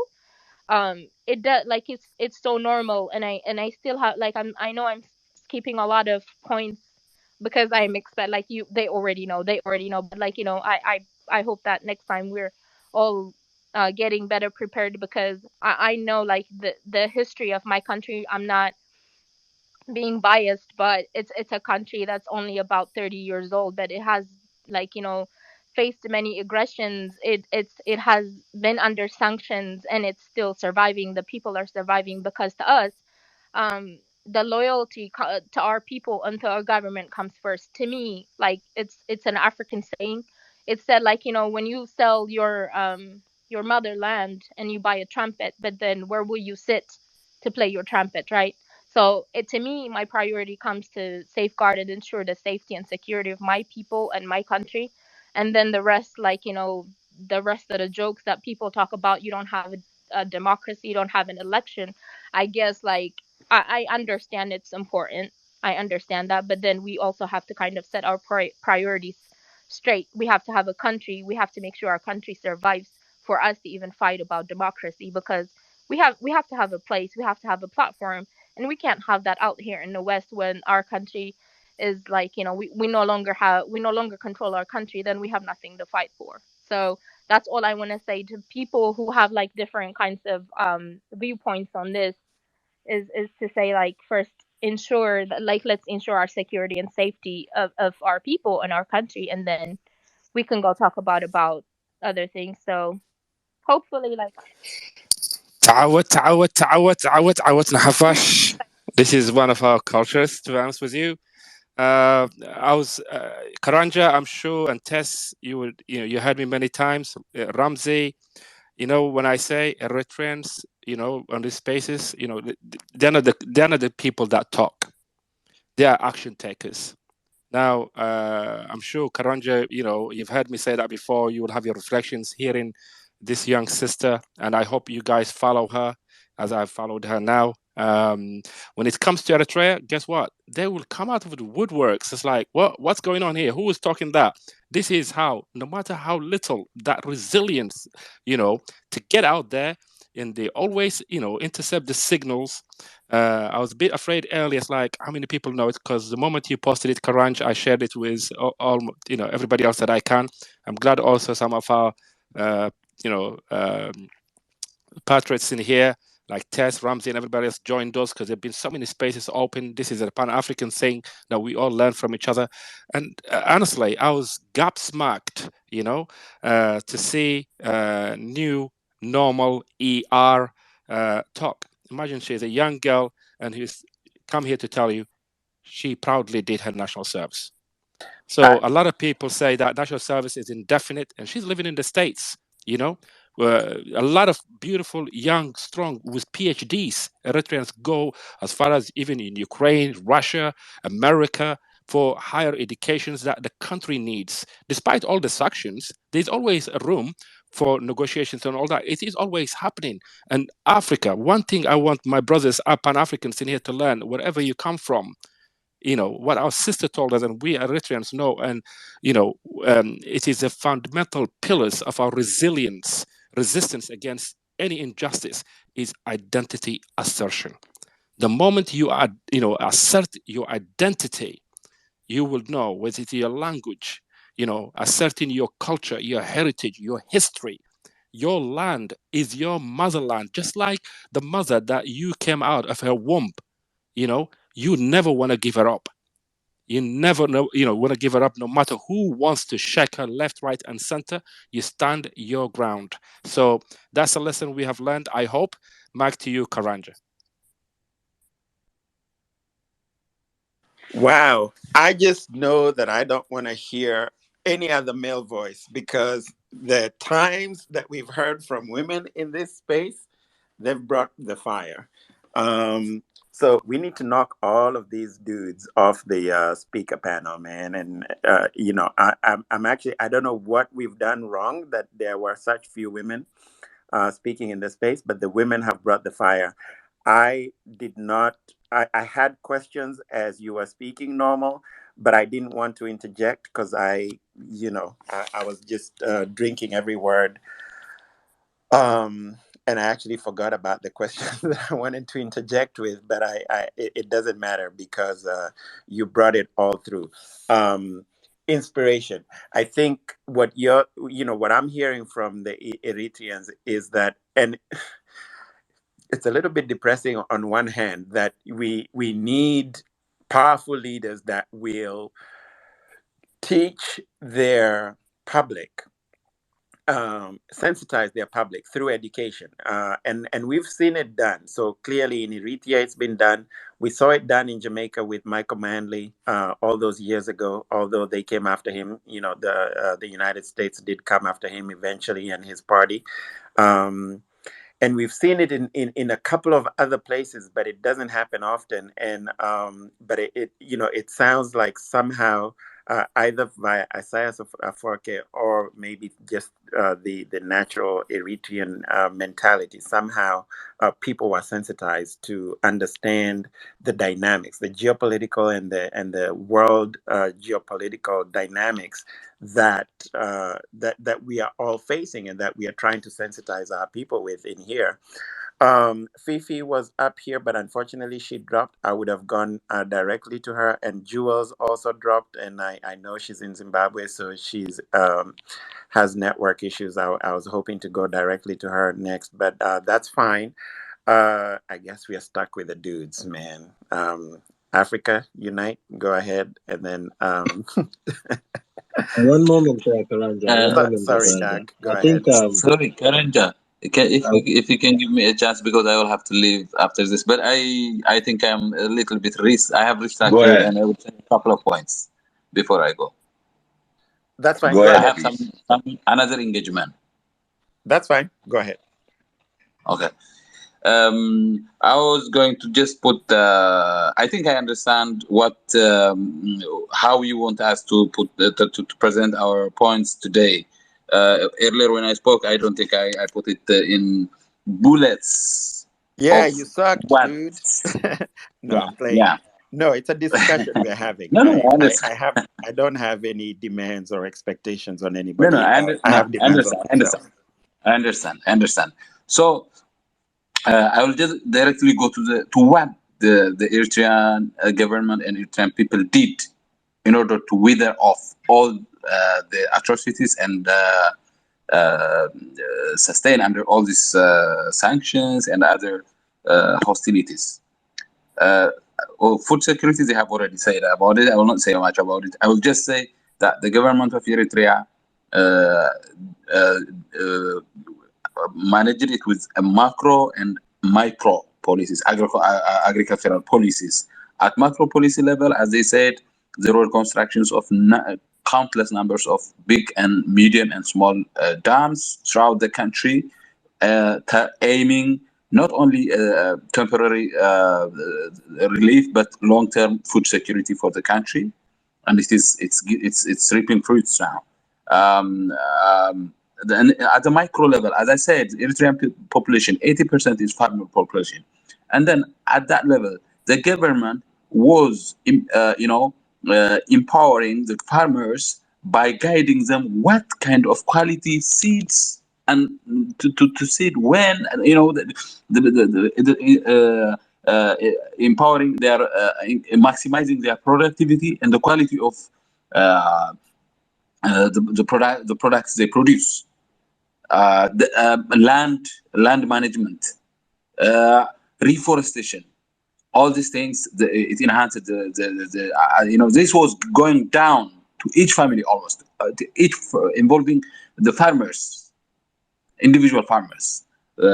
So this resulted in a lot of important products. I mean, results in terms of grain and livestock of the country and the farmers. And the other things are education. Education is very important for a country to stand. And what happened in Eritrea in terms of education, when Eritrea got its independence, education was at its lowest because the country was in that kind of state. But what happened is immediately when the new government of Eritrea made education free, but not only made education free, but made education accessible to each and every Eritrean citizen. If you go to Eritrea now, go to the most rural place, you will find a school and a health facility. That's what you're going to find. You will find roads crossing all over the country, and then what you will find in every rural area is a health facility, either a health station or a health center or maybe a hospital and a school. So they started with building schools everywhere, elementary schools first. Then after some years, junior schools started reaching the rural areas. And then high schools started reaching sub-zone levels. So not only they made education free, but the government of Eritrea made education accessible, totally accessible to all Eritreans, with the belief that a country can be nation building is only possible by producing healthy and educated people. In this, you may ask me who was the partner, or did Eritrea have partner in this? In education, for example, I will have to say, even though I don't have very detailed knowledge in this aspect, I would say that the Eritrean government was using the funds it was getting from the UNDP very carefully, very wisely, and it was using the Indian market, human resource market, very wisely for the time being. Then immediately after Eritreans started graduating from college, then the workforce was replaced by the Eritrean nationals, and then it just matched the nation building strategy. Health again, it was made free. Health was made free and accessible, as I said, accessible to everybody, to all citizens all over the country. So is this resulted in the reduction of mortality and specific mortality like maternal maternity mortality, neonatal mortality, and you can see it reflected in the achievement of the MDGs and SDGs, which were reported, which were celebrated actually. And the main partner in this was Cuba. And you can see the types of partners Eritrea was picking actually. In the health sector, the main partner was Cuba. You wouldn't pick, you wouldn't imagine. The other thing is military. The other thing that really enabled Eritrea to sustain is military. It's military strategy. And what comes at the center of this is the national service, and especially the place called Sawa.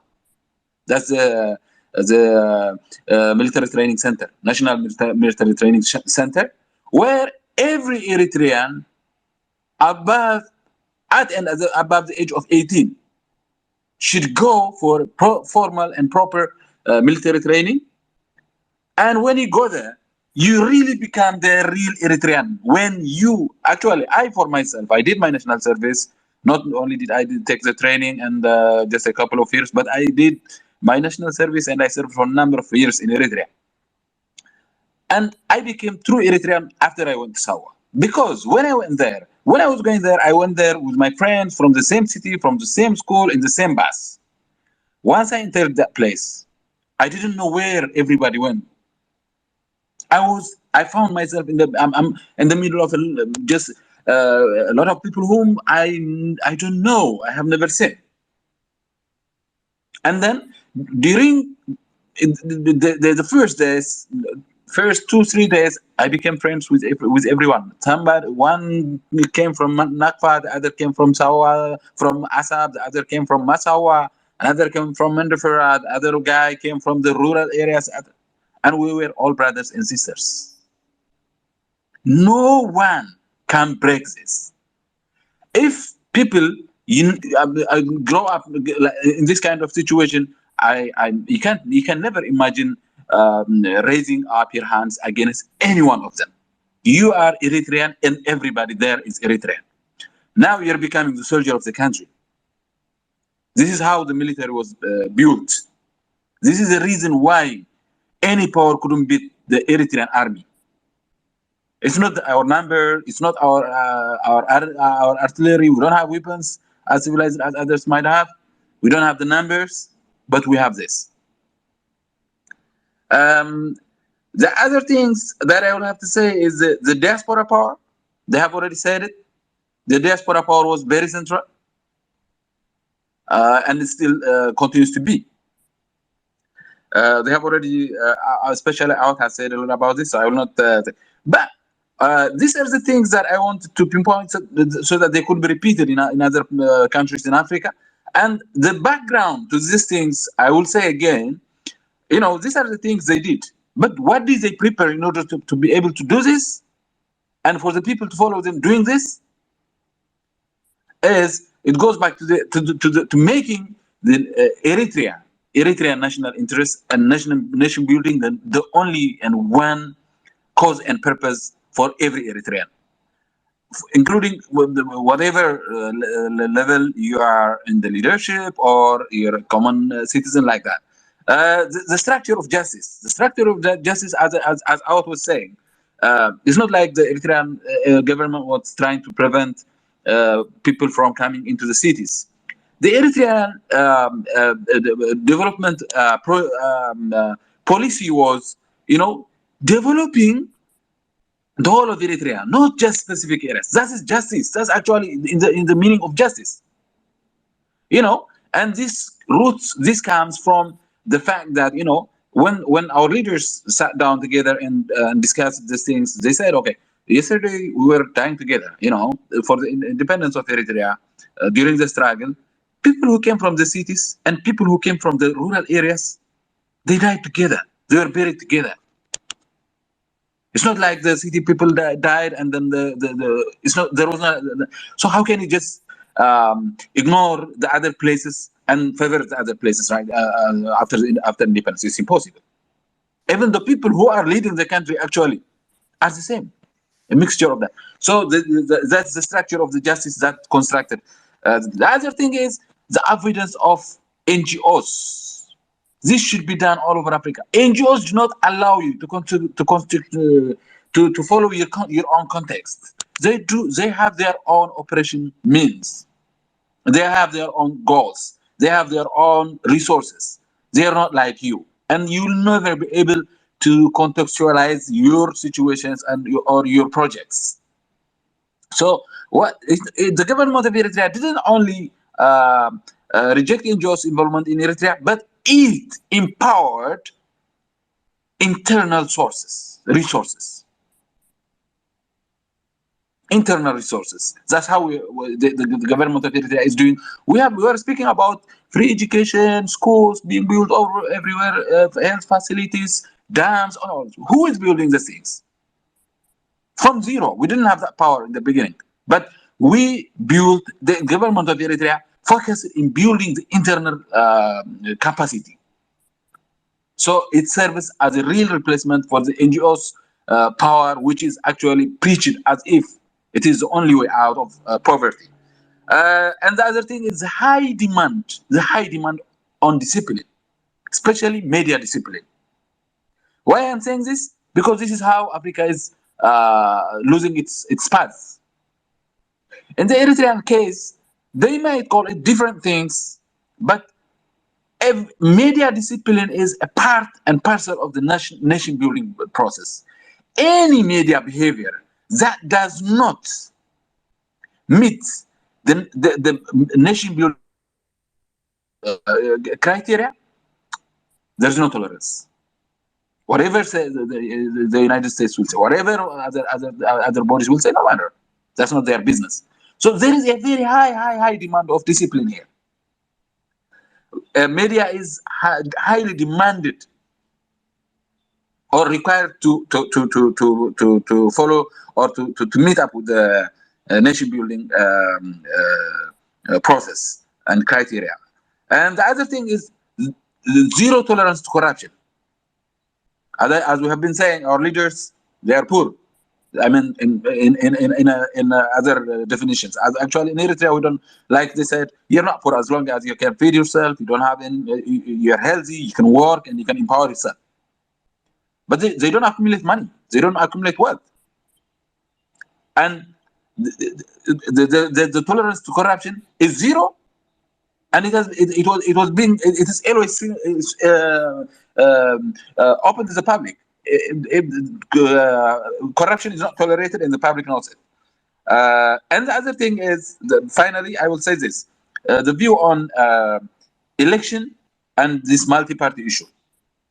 For us Eritreans, this is like a distraction from what you want actually. When the EPLF fought for, it didn't fight to bring parties to Eritrea. It was not the main issue. It was Eritrean independence. When the Eritrean people fought, we didn't fight for parties. We fought for independence, and we believe until now we are fighting. We're fighting, and it's real. Anybody can say it. What's the point of having fighting over parties while you still have to fight for your own existence? And I think what I are think what? sorry. Yes. Yeah, I think Pete, you said it well. So we can also give chances for Okay, two thank you. people, and the information overload can sometimes go ahead. But you made really good points, and before I give it to Tess and then Matigar and then Africa. Hopefully, Karanja also will have something to say before everybody else. I just want to fill in a few little blanks, maybe in between, because when we talk about this kind of space, self-sustenance, we are really, first of all, thankful to Karanja for taking the initiative to start it almost a week ago. He advertised it, but Eritreans well engaged in here is for a number of years when you don't hear anything and you keep hearing also, for instance, Sawa, just Google it, you'll hear only, demeaning narratives at any, what they call service providers, browsers that you might find, because at the end of the day, it became, to the West, it was a threat because they see it as a bad example of good, We've seen now the movement of the No More movement that's going right across Africa, as far as Mali, Cameroon, and everything else. There's a massive shakedown going on. This is what they feared. And the greatest fear is when we think for ourselves, okay, it's an end game. So at the end of the day, the little blanks, a healthy nation, can only exist in a healthy society.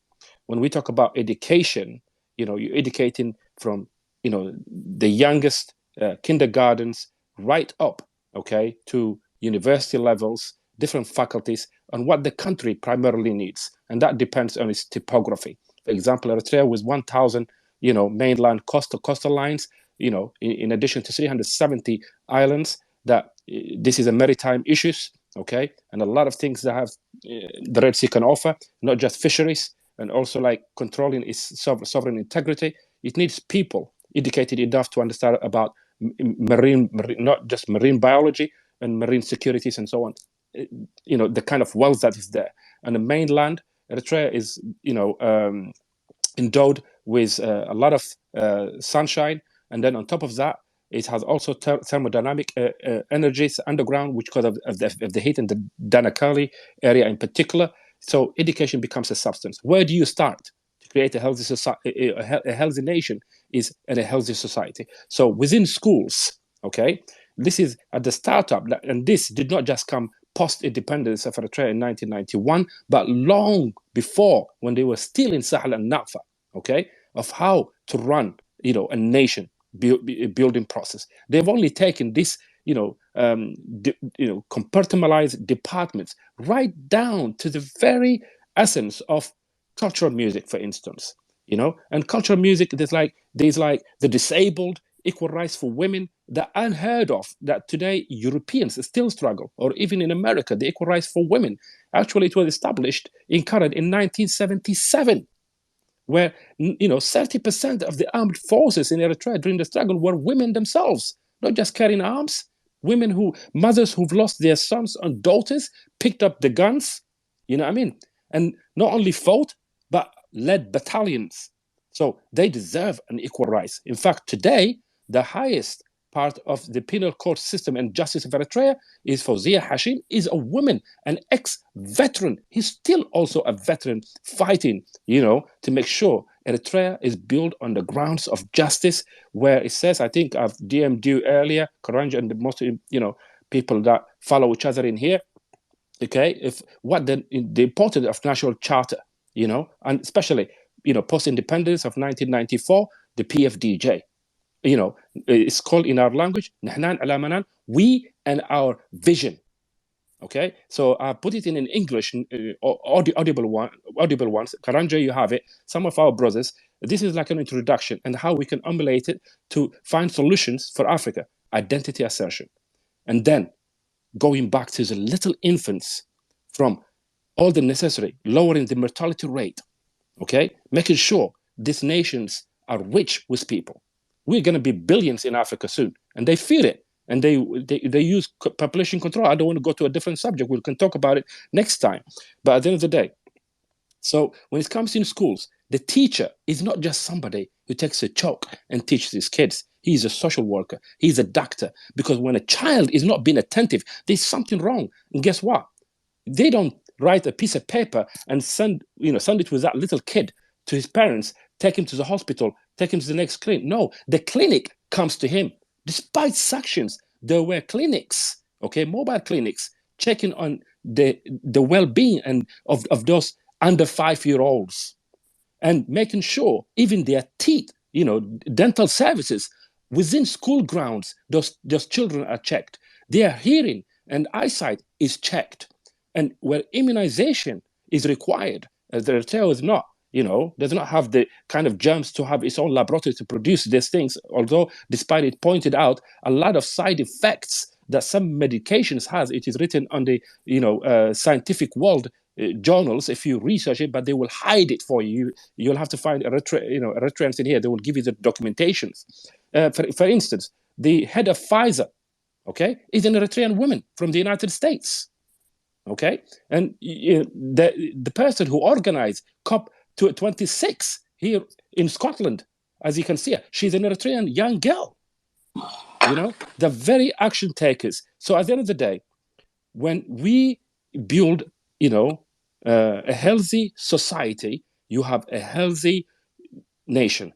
To do that, you need good leadership that have really a good vision that puts people first and never kneel down attitude. I yield my mic for now. Karanja, if you have something to say, and then I'll leave you to pick. And the order was actually Tess, and it was Matigari and Africa. Karanja, to you, sir. Thank you. Actually, Africa had been here for a while, and he had his hand up, and I had promised that he would go next. But also, Hassan from Mali is here and actually has some questions for the Eritrean. So whenever he comes up, when he's able to come up, we'll let him ask his question so that we can try and help with the knowledge sharing. So Africa, and then Tess, and then Matigari.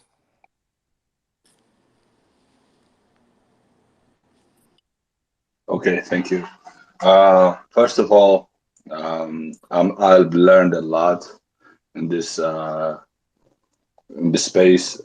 Thank you very much for allowing me to speak and also listen. One thing I've learned in this space is working on identity. No more, the new No More have spoken a lot about it. But from my experience, I told you that I'm Ethiopian. However, my wife is Eritrean, and I've learned a lot from her as well. So I asked her, hey, I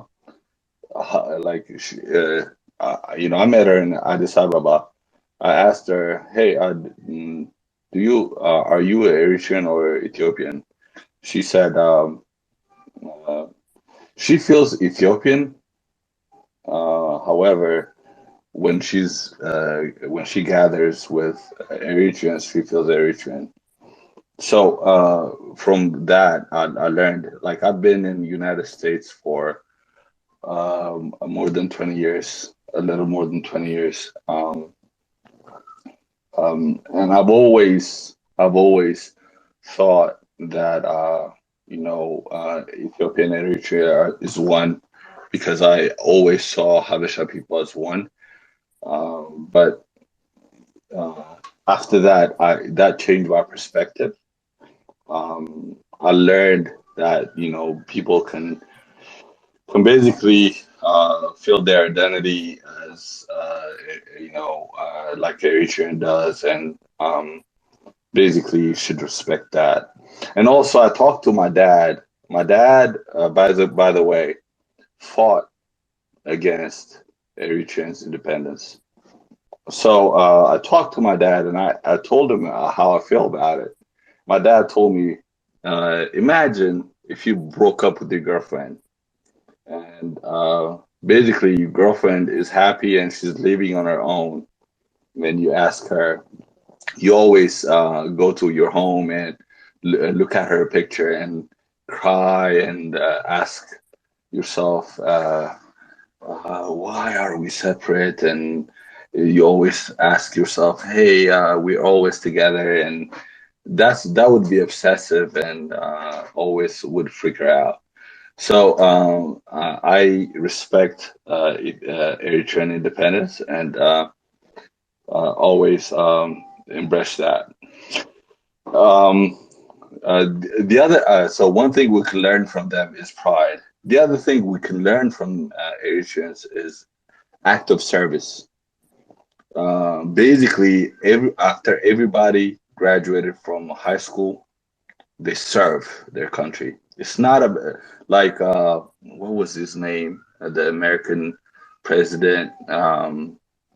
He JFK. said, "Yes, it's not about what you do for you. It's not about what your country do to you, for you. It's about what you do for your country." So, act of service is very important.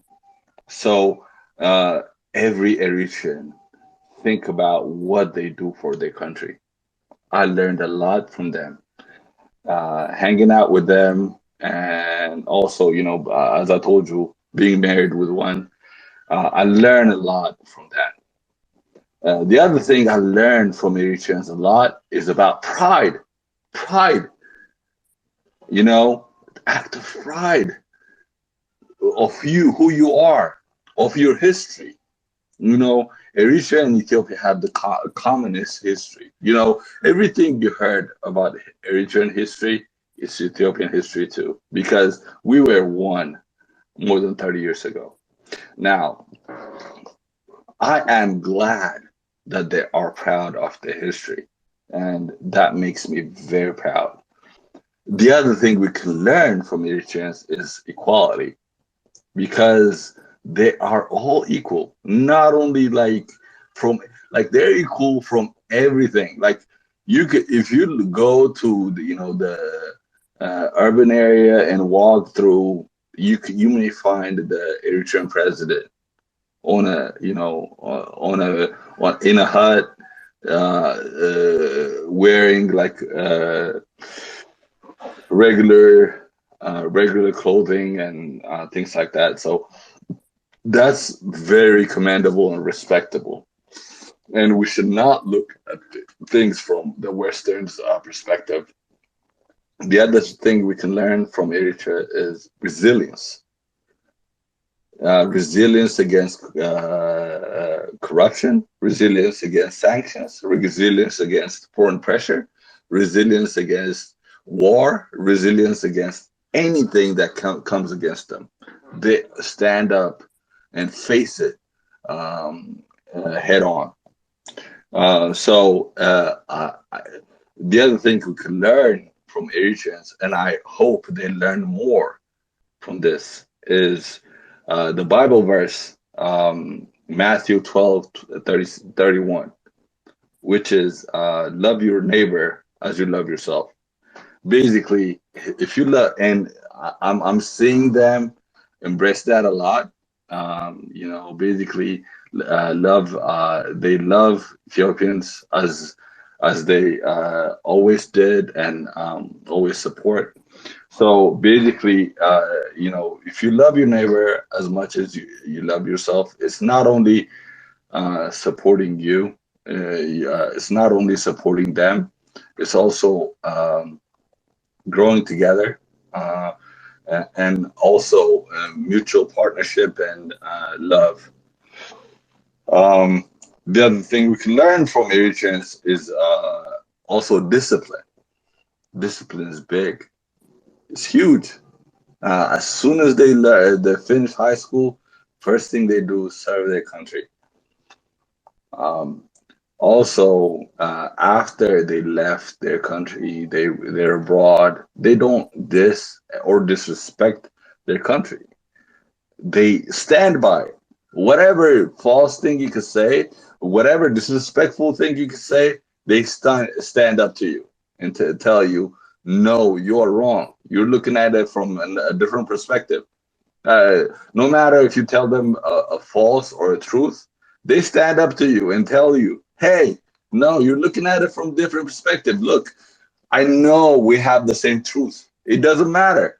Dictatorship, whatever you talk about, it doesn't matter. We accept it because we have discipline." That's something I respect a lot. Um, and also amplify your strength. So not don't focus on your weakness, amplify your strength. That's something they do a lot, and I really appreciate that and respect that. They also work on their youth. Working on your youth. Let me talk to you about it a little bit. So we look at it, working on youth from one perspective, where okay, the youth go to college and do this and do that. But if you go to college and got graduation, graduated and got a degree, what did you do with that? I mean, you got a job, okay, bravo, whatever you did. But if you use that to serve your country, I mean, that's great. That's something we should embrace. So what Eritreans do right after they finish high school is serve their country, and by that they work on their youth, and that's something we should appreciate. So with all those things, I appreciate about Eritrea. I yield my mic, and I wanted to show a lot of appreciation and respect for my Eritrean friends and brothers. And with that, thank you guys. I've been listening a lot and I've been learning a lot. Thank you guys. Uh, I look forward for Eritrea and Ethiopia partnership. I know our leaders have became one and also work together. I think it's also a path forward where the civil society also work together and unite, and together we can lead Africa to unite together. Thank you.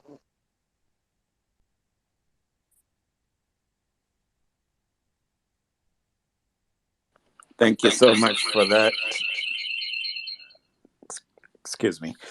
Um, Thanks a lot for that, Africa United. I believe we were going next to Tess. Without further ado, we are trying to close this space in the next 15 minutes or so. So let's go around the room quickly. Tess, and then Matigari, and then, actually before Matigari, Africa, because you're new on the space. So Tess, and then Africa. Thank you, Karanja, Awad, Prince, and Brief Scoop. This first time, in fact, to see you, brother, the host. Well, to be honest with you, I have a confession to make after One Africa. By the way, Karanja and the rest of you don't know the Ethiopian alphabet. That profile photograph of Africa is number one. Number one. So, One Africa. So that's number one in Ethiopian alphabet. And then both Eritreans and Ethiopians, the Amharic speakers, actually use the same alphabet, by the way. So, but the confession is, no, I'm not married. Karanja, don't start laughing. I'm not married actually to Eritrean. My brother is married actually to Eritrean. So there you are. But with kids, I love I love them to bits. So the last time actually when the path was opened up, Medanit means actually just she's a kind of medicine. She came over. His wife actually came over to Asmara. She stayed actually with Mama Dahab. Mama Dahab actually, when I was a little boy, she was responsible. She was a mother that she brought us up as well. So it's interwoven anyway. So that's because One Africa mentioned it, but it's a confession we need to make. On the substance, I think this is a forum. Kranja, thank you very much for organizing it. You shared it with me as well. What is the best practice that we learn from a country?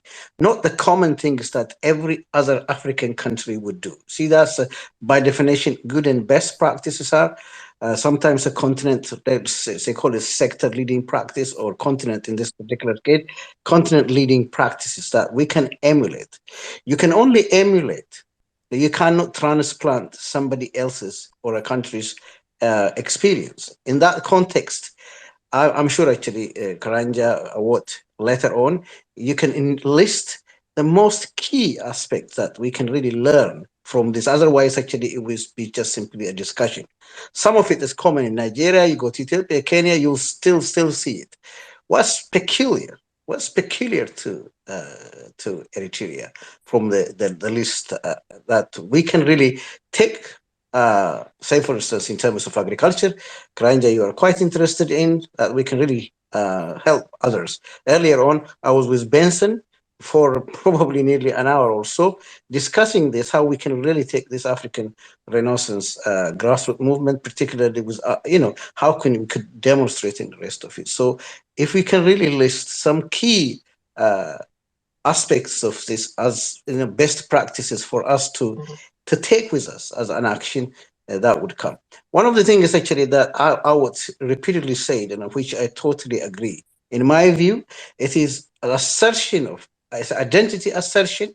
This is how I really encapsulate it, to be honest with you. If you ask me in one single, phrase or sentence, it would be the identity assertion married with leadership. When these come together, yeah, they do make actually a big difference. You have an identity. Eritreans, I have to, even compared to Ethiopians, you think actually Ethiopians, Eritreans are by far, in terms of identity assertion, because I have a number of them actually here where I live, we eat together, and their identity assertion is very, very, very strong. With a smaller number of people, that identity assertion, when you are married with the leadership, and it makes actually a big difference. So I think that's one of the things that people actually have to learn. They have also had actually a peace dividend, which has not been mentioned indirectly, but the peace dividend, relatively for the last 30 years, to have a peace dividend in any country would make a big difference, by the way, in terms of development. I do have actually a couple of questions. One of the things is actually, how did they manage to circumnavigate the negative impacts of sanctions, which was actually as a challenge? I would like to hear actually from Awad and the rest of you as well. What are other challenges probably we need to prepare ourselves for as Africans? So the sanction as the idea, African democracy, whatever actually they call it, they put it correctly. The United Nations puts a sanction, but the Eritreans managed actually to circumnavigate that. And then came the United States, was including actually banning 6,000 businesses, from whatever actually. So what they're saying is blatantly, it's money laundering, and then the Eritrean government investing like abroad, like South Sudan, Kenya, Angola, and the rest of it. They manage actually to circumnavigate the they call it evade actually the power of actually sanctions. I mean, to be honest, if you legally invest in Ethiopia, they also mention actually there are about 14 banks still actually operating in Ethiopia. That's a way that they kind of circumnavigate. I mean, if you ideally they put it as if it is the bad thing, but to me, to be honest with you, if you can beat actually the West that way and illegally investing in another country, would that be a bad thing? So how true is that? And I just wanted to know from those actually who are closer to this. The second thing, and most important to my heart, is you mentioned about the agricultural transformation, particularly, it's not transformation as such, particularly in terms of self-sufficiency, how it's working in the countryside, which really is to my heart. I was sharing with Karanja, because I studied economics and economic development. The Chinese development started actually by doubling up the agrarian or the rural income, and which in fact led to the boom in the industry itself, because they created actually the demand for it. Has it really transformed from this self-sufficiency for own consumption to a marketable product to feed economic growth? Or has it been actually hampered by the sanction? I just wanted to know to what extent has translated into like cash crop to help 80%. Earlier on, a brother was saying actually 80%. I think it must be Awad or the other brother was saying 80% of the Eritreans are actually farmers, the same as actually Ethiopians. By the way, if you go across Africa, you will see the same proportion. By the way, so I think that's just if that transformation has happened, if we can use it as a fuel for economic growth, has it happened, or has it stopped at self-sufficiency? Because I just wanted to learn, and then if it is Mali learning tomorrow, it's Ethiopia actually learning from this tomorrow. I just wanted to know what happened actually there. Thank you. I'm not sure actually if I made my questions actually clear, but at least actually I have made my confession that my brother is married, in fact, to an Eritrean. Yeah, Tess. I don't think you get any points for that one, but but I think because I'm very interested in your questions, and I wanna clarify. Are you asking whether the farming has succeeded in becoming sort of a sustainable economic activity in addition to sustaining, rather than just being subsistence farming? Is that your question with the farming part? Yeah, absolutely. Actually, because by and large, actually, African Ethiopian included African farming is subsistence farming, but has it sustained? You can be self-sufficient in, like, for instance, food. That could be a sheer goal. But beyond that, if you sell for cash crops, and then that would be actually a different scale altogether, taking it over and above, that's required actually for you self-sufficiency. Your family is fed, everything is done, your country is fed, you don't import any item. If that's the case, by itself is an achievement. Now, if you can really produce more than that, it could be exported, and the rest of it can be used actually as a fuel for economic growth. That's my question. I think, Karanja, if Sorry, I can before you answer, interject on that. Go on. well, before you Brief answer, stop. Alex, I have a Go on. question for the economist here. Is your question based on the idea that for farming to be an economic vehicle, you need to have surplus to export? I mean, because I've always thought that it is enough to actually be self-sustaining within your own country without needing to export. No, I think, to be honest with you, because it makes sense for Eritrea, the size of Eritrea's population.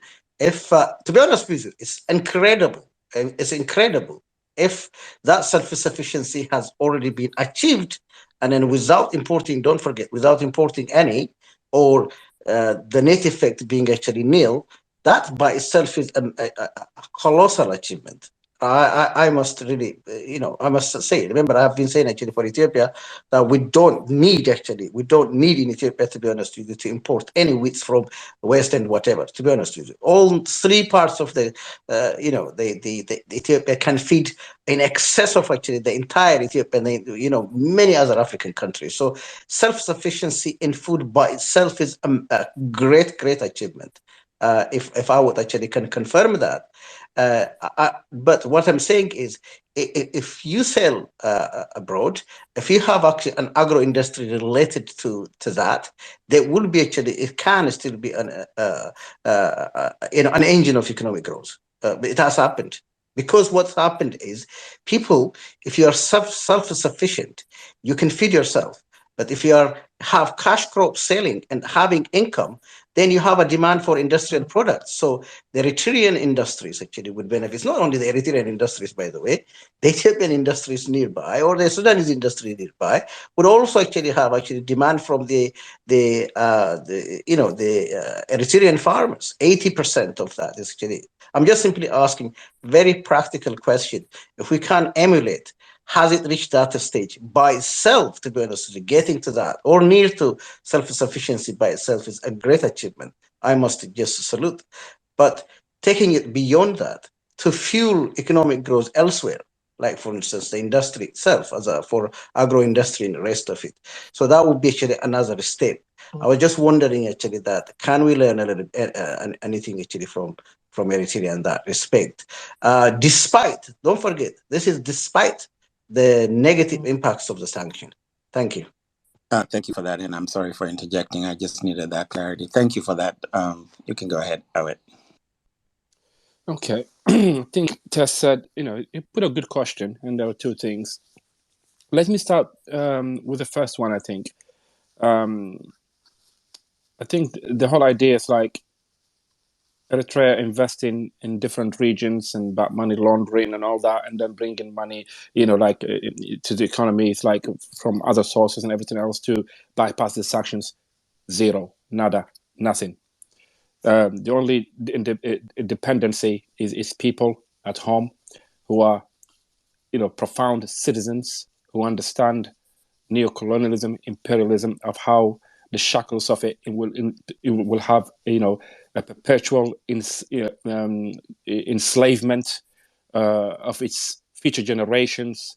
So every man and woman who are no strangers to the kind of sacrifices that's been made by not only by their forefathers and mothers, but their own brothers and sisters, that in every household in a population of less than 5 million, you would find about a minimum of 5 to 7 martyrs, which is, rebels who've paid with their dear lives over 30 years, hanging on the walls of every household in their lounge, not like a big fat screens and so on.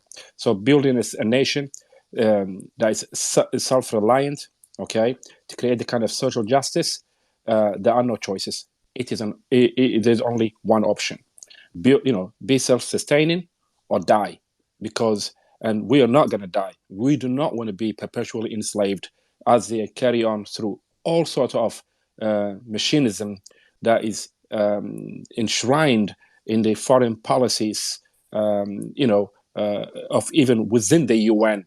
Okay, you might put a black face at World Health Organization, but it's meant to enslave Africans. It serves the West, vice versa. And our president did eloquently put it on one visit that he says the UN Charter has to be completely revised, in a way it's going to work. And there are other nations. The true fact is there are 122 non-aligned nations within the UN itself of 198 plus countries. Now, when there are sanctions on the question of trading somewhere else, it can't happen, because even till today, present day, when the peace accord has been signed, with a long-term serpent of the West that has put Eritrea under a no war, no peace, and Eritrean will say no, no to war, N-O, no peace, and that's our motto. With a K-N-O, you have to know peace and say no to war. And Africans hopefully, would follow up in the Pan-African movement within your country. It's like no to war, no peace, and find other ways to solve it.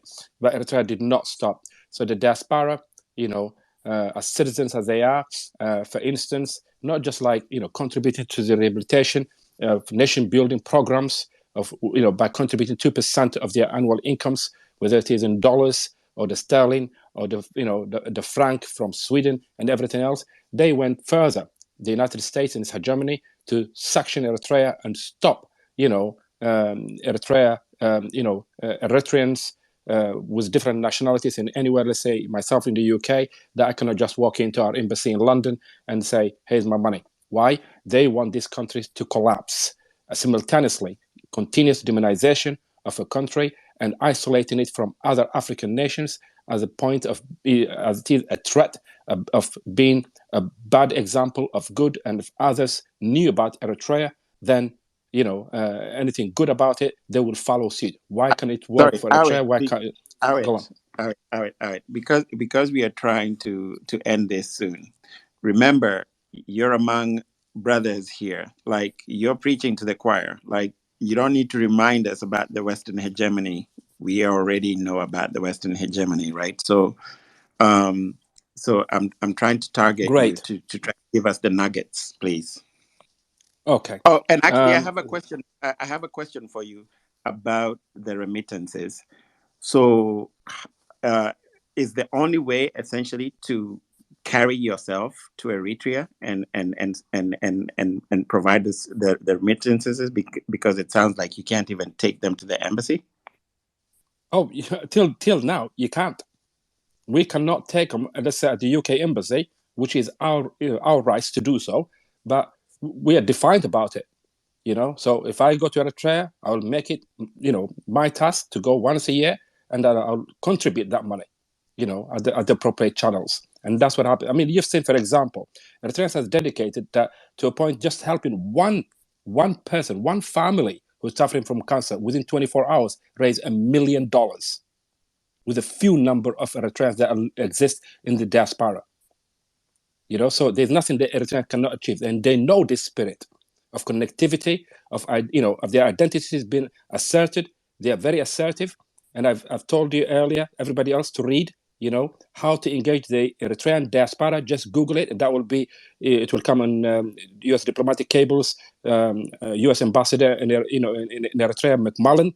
Okay, and this is exactly, they would create a divisionist methods. Let's say, like, just as an example, Karanj, you will come in, but you will make sure you give Eritreans in this room, okay, a topic, and then let them run with it to a point of creating a discourse. We have had a young, bright, young girl who she said, back home, I'm a girl. Out here, I am a black girl. Okay, she did her national service. She did not read a script, unlike the ones you are used to when you hear somebody else creating a discourse. So, to go back on, it's been a long day for me, and I'm glad it's actually finished and we can continue next time. Really, guys, at the end, at bottom shelf is to know Eritrea. You really need to visit it. As Africans, come and visit. And finally, when it comes to food security, did it work? Yes, it did. One example, for example, when South Sudan, faces famine, a country that is under sanctions, Eritrea, and if you think it cannot sustain itself with 80% farming abilities, they managed to sustain it's like up to 50,000 tons into South Sudan. How does a country that does that? How does a country that 5,000, the UN security, its hegemony will tell you 5,000 Eritreans are leaving the country, or even Obama will stand at the Clintons and say, take Eritreans out of the country, building camps in Shire and everything else, and across the border, even in Sudan, UNHCR, you name it. How did they stand up even to defend it? Eritreans, have one goal, and that one goal is, I will never kneel down. You may take an Eritrean out of the country, but you can never take Eritrea out, out of him. So in that sense, there's so much to sell, but it's such a short time, and we don't want to be lost in all this. Especially, it's hard for me because I'm an Eritrean, and I don't want to keep bragging if it does not give our Pan Africans a substance to it. So the food program being a national security issue, the Eritrean government, through its horticultural, agricultural, what they call departments, made sure not only to empower farmers, to make sure that people stay, first of all, where they are natural to it. In other African cities, countries, we see high-rising towers, beautiful cities, and yet, shanty towns right in front of it, within the city, let alone non-existent, services or roads in faraway regions of the same. Is that a two-tier system? In these countries, to be honest with you, it's like I don't want to be insulting, our African countries, brothers and all that, but a high-rising one, and then down the village, they don't even have a hospital, and they have to walk for miles, or even roads. We see them on Top I, Gear and I everything feel else. like I This definitely is, feel attacked as a yeah. Kenyan. I don't want to say, because as a Kenyan, within Nairobi, down the road from a high-rising tower, you can see shanty towns, with dirty waters, and people have to create some sort of alcohol which is poisonous. This is what the BBC shows us here in the UK. But the BBC World Service in Nairobi want to demonize Africa. This is what Africa is. This is what leaders are. Turning, good things into bad. Brother Howard, to be honest with you, the BBC shows you Yeah. actually the ugly part of Africa. Let me tell you one example, and I'll shut up, Karanja. A friend of ours. He's an Ethiopian, and he had an English friend. So he took him to Ethiopia. He went to all these dirty places in Ethiopia. He took a photograph, video, and then one day, actually, when they sat in their living room, he opened up this video. Have a look at it. This is Ethiopia. Is that Ethiopia? Okay. The next time, actually, that Ethiopian guy came to London.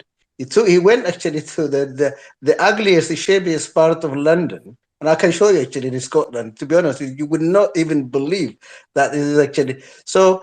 I'm not saying in any way it's a dual economy. In an African economy, you can understand actually having all that. But the BBC, I don't rely actually on the BBC. They have never and will never actually show the political beauty, the physical beauty of it, to be honest with you. And I don't really trust actually them, and I don't really buy it. I don't even watch.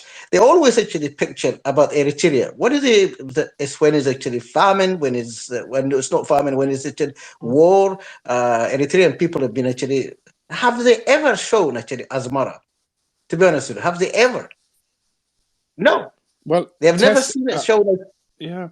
Tess, along that, so we can, because the host and everybody wants to close this one, but it's like when you think about Asmara, there's no high-rise and new towers and everything else over the last 30 years, especially during the no war, no peace. And the Eritrean government's main principle is not going to do that, because social justice, you make sure the people who paid with their blood to bring about freedom in this country deserve justice.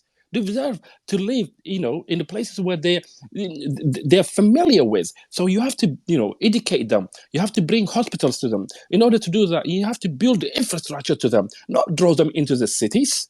It doesn't work, because as an economist that you are, it's like, I don't know how other African corrupt leaders think, but the supply and demand chain is just near impossible. It just would not. And then you completely turn it upside down. The country gets looted. You know what we said? When the Europeans came, they put a Bible in our faces, as we put it right in our faces and read, and our resources, our land has been looted. Eritreans are not that way. They have everybody, it grows everything else. And then it's a long-winded stuff. But the Barca region, for example, just put in Gash Barca on the map, you see it, Eritrea, you see it like with 6 regions, is a breadbasket of Eritrea. And that's where a biggest portion of agricultural produce carries on. Who finances these, right? The government does. If I, as an Eritrean, I'm going to be a farmer, little know how I've got, guess what? They will arm me with what, I need, and a continuous education to elevate to the level of, because I'm helping to feed a nation. We're not, bothered about exports. Right post-independence in 91, before the border conflict, Eritrea was exporting shrimps, okay, raised in the middle of a desert from a salty water. Shrimps do not really grow on salty water, do they? Come on. Okay, shrimp farming and so on, through mangroves and everything. You can find high videos if Google did not hide it for you. But then, guess what? They stopped it because they don't want us to be self-reliant. They want us to live in aid. And we are still fighting that. But the way you fight that is to make your country self-sustaining. Furthermore, and the last note from me, okay, in any agriculture, you need fertilizers. And Eritrea is endowed with it, with $192 billion worth of sulfite within the Danakili. And partly also, across the Afar region of Danakili, Ethiopia also has got, part of that. So the Danakili has been successful. Under the TPLF, no war, no peace, it didn't stop us we didn't wait until Dr. Abiy Ahmed, or the Ethiopian people wake up, or the Somalis wake up, peace accord, to make sure these industries carry on. And like most African nations, one developer that came in, right, Eritrea have 50% of it, okay, with a 10% on top royalty of sales across all other mining sectors. And that's how it works. So are we bypassing sanctions? There are ways to do it. Nefsham was a great, case study. Nefsham Resources is a Canadian mining company, the first one that took the very step to mine gold, zinc, and copper in one location, okay, on the northern part of Eritrea. So they've been demonized many times, okay? They've been something like that. Guess what? They stood up to it, arm and teeth, and to that. I think to a point now, I think the mining is owned by the Chinese at the moment. I do not know, but they made a fortune from it, So at the point, just to let you know, when that mining was going, we have to contribute something. Up to 400 million startup was required in our part. The US sanctioned it. Germany was supposed to, was willing to supply it. So when they stopped it, Eritrea says, right to Nefsham, and paraphrase it, you go ahead, guess what? We will not touch any money until we have paid it from our profits. And Eritrea paid it within 2 to 3 years, 400 million out of its own resources, gold that has left the country. So Africans also should know there's ways to get out of it. You know what I mean? There's ways to beat it. But first of all, is to tear down the contracts in which the neocon imperialists have imposed on these African nations. I can't see is it in one 100%. country, last bit, he finds a massive, what do you call, is it, like ruby or something like that. And one guy in a whole country, that is a natural resources. Oh, because he found it, he becomes an overnight millionaire. There are people poisoning themselves, digging holes for gold and other diamonds and everything else all over Africa, when it is actually a national resource for the people of that nation. It is ending up in the hands of gangs, okay, in the hands of feeding the Europeans, whilst depriving and the whole economy and sovereignty of nations. No, in Eritrea, that is not. Natural resources, as much as it is a curse, it belongs to the entire people. If I walk down the road and I find a massive gold rock, guess what? I cannot just take it. It goes right through the right appropriate channels. You might get a reward for it, but it is a people's resource, and nobody is allowed to just dig in and make his own money. Where do you stop?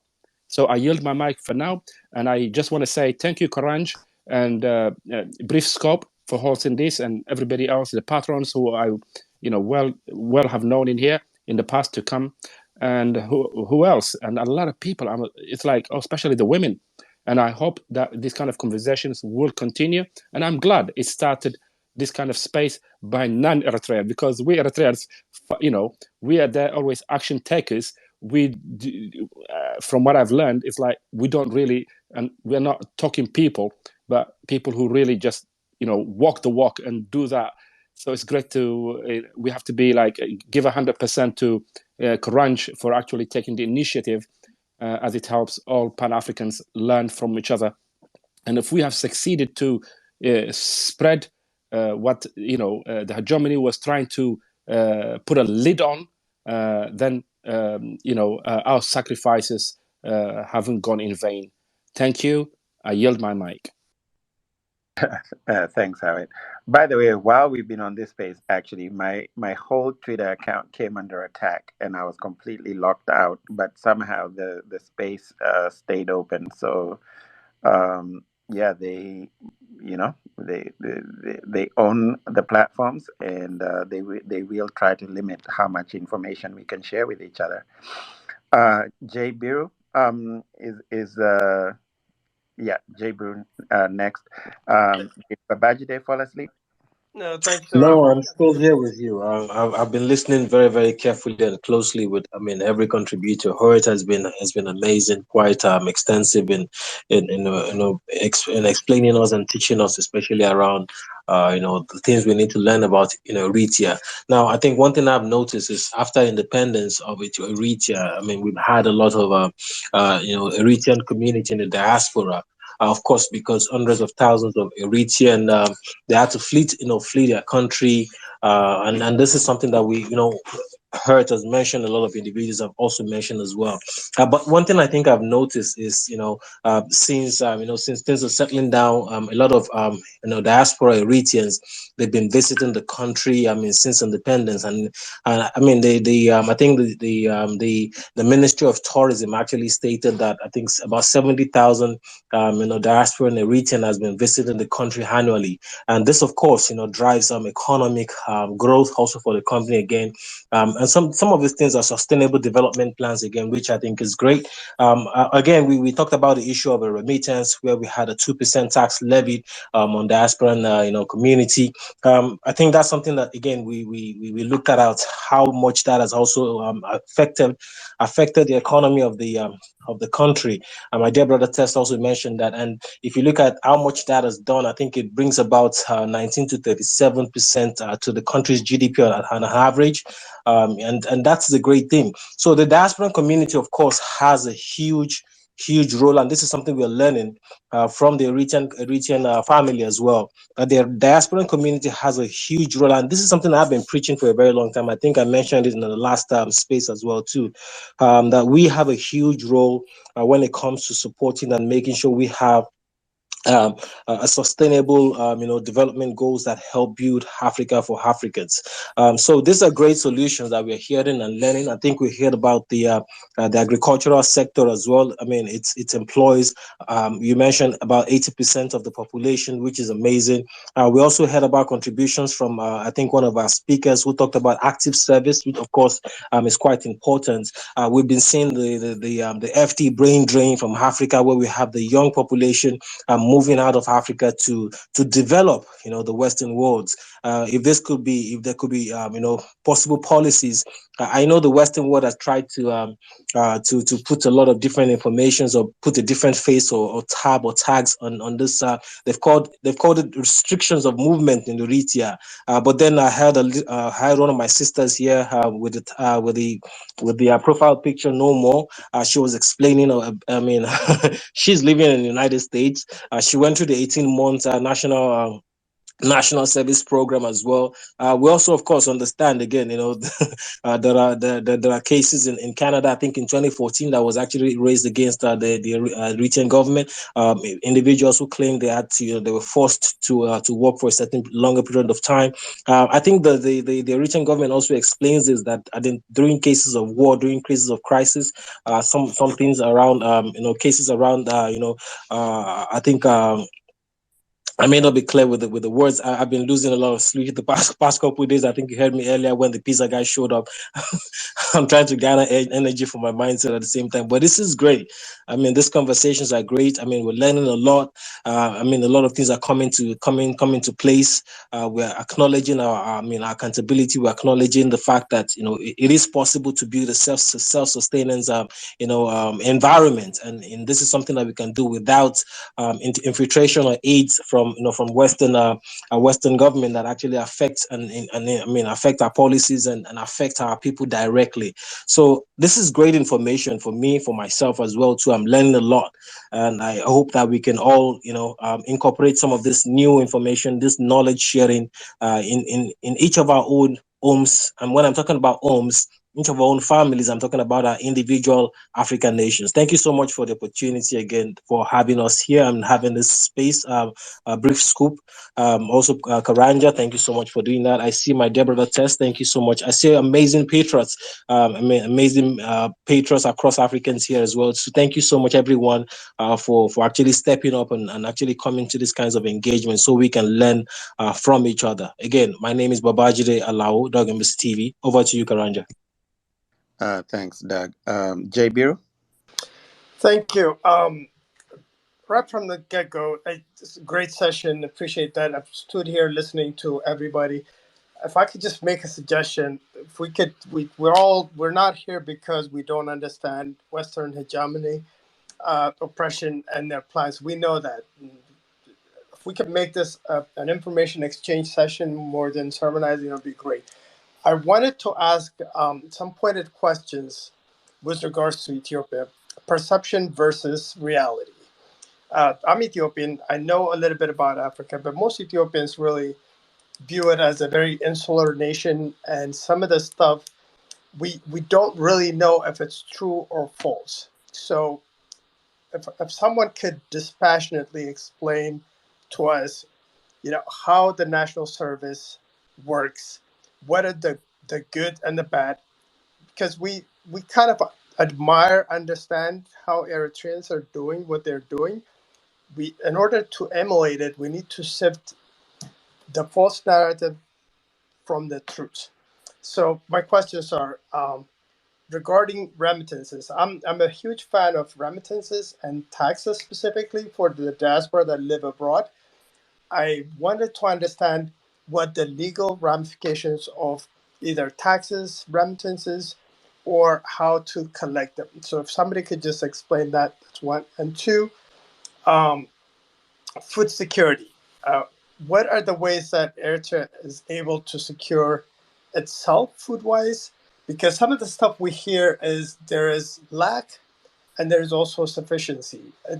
I'm not very clear on that. If somebody could explain that. And the third one is there's a huge amount of potash deposit in the Dunkel region, and there is, in fact, currently there is a huge fight going on with the TPLF attacking. I think they're after that area for whatever reason, something nefarious going on, and I worry, to what extent is Eritrea's defensive capacity? Like, where does that come from? Because on the one hand, it's not taking aids.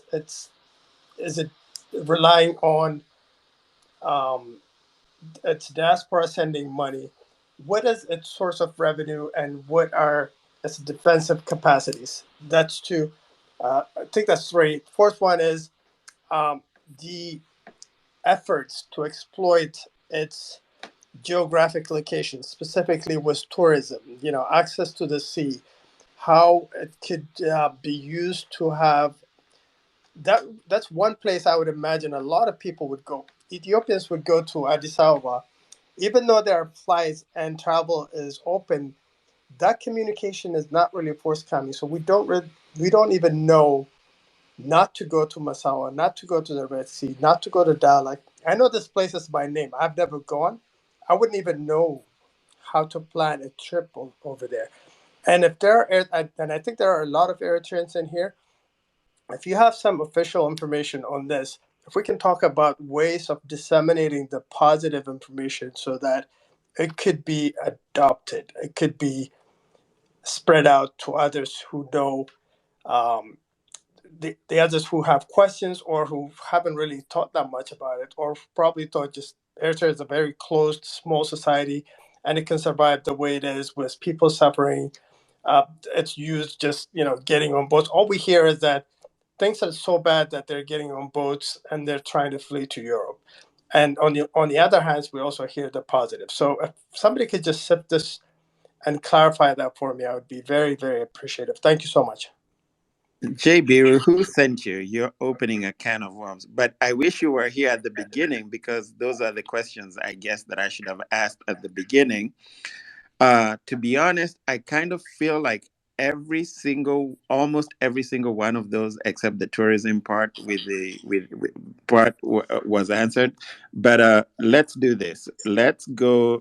Let's continue round the room with the people that are on the floor.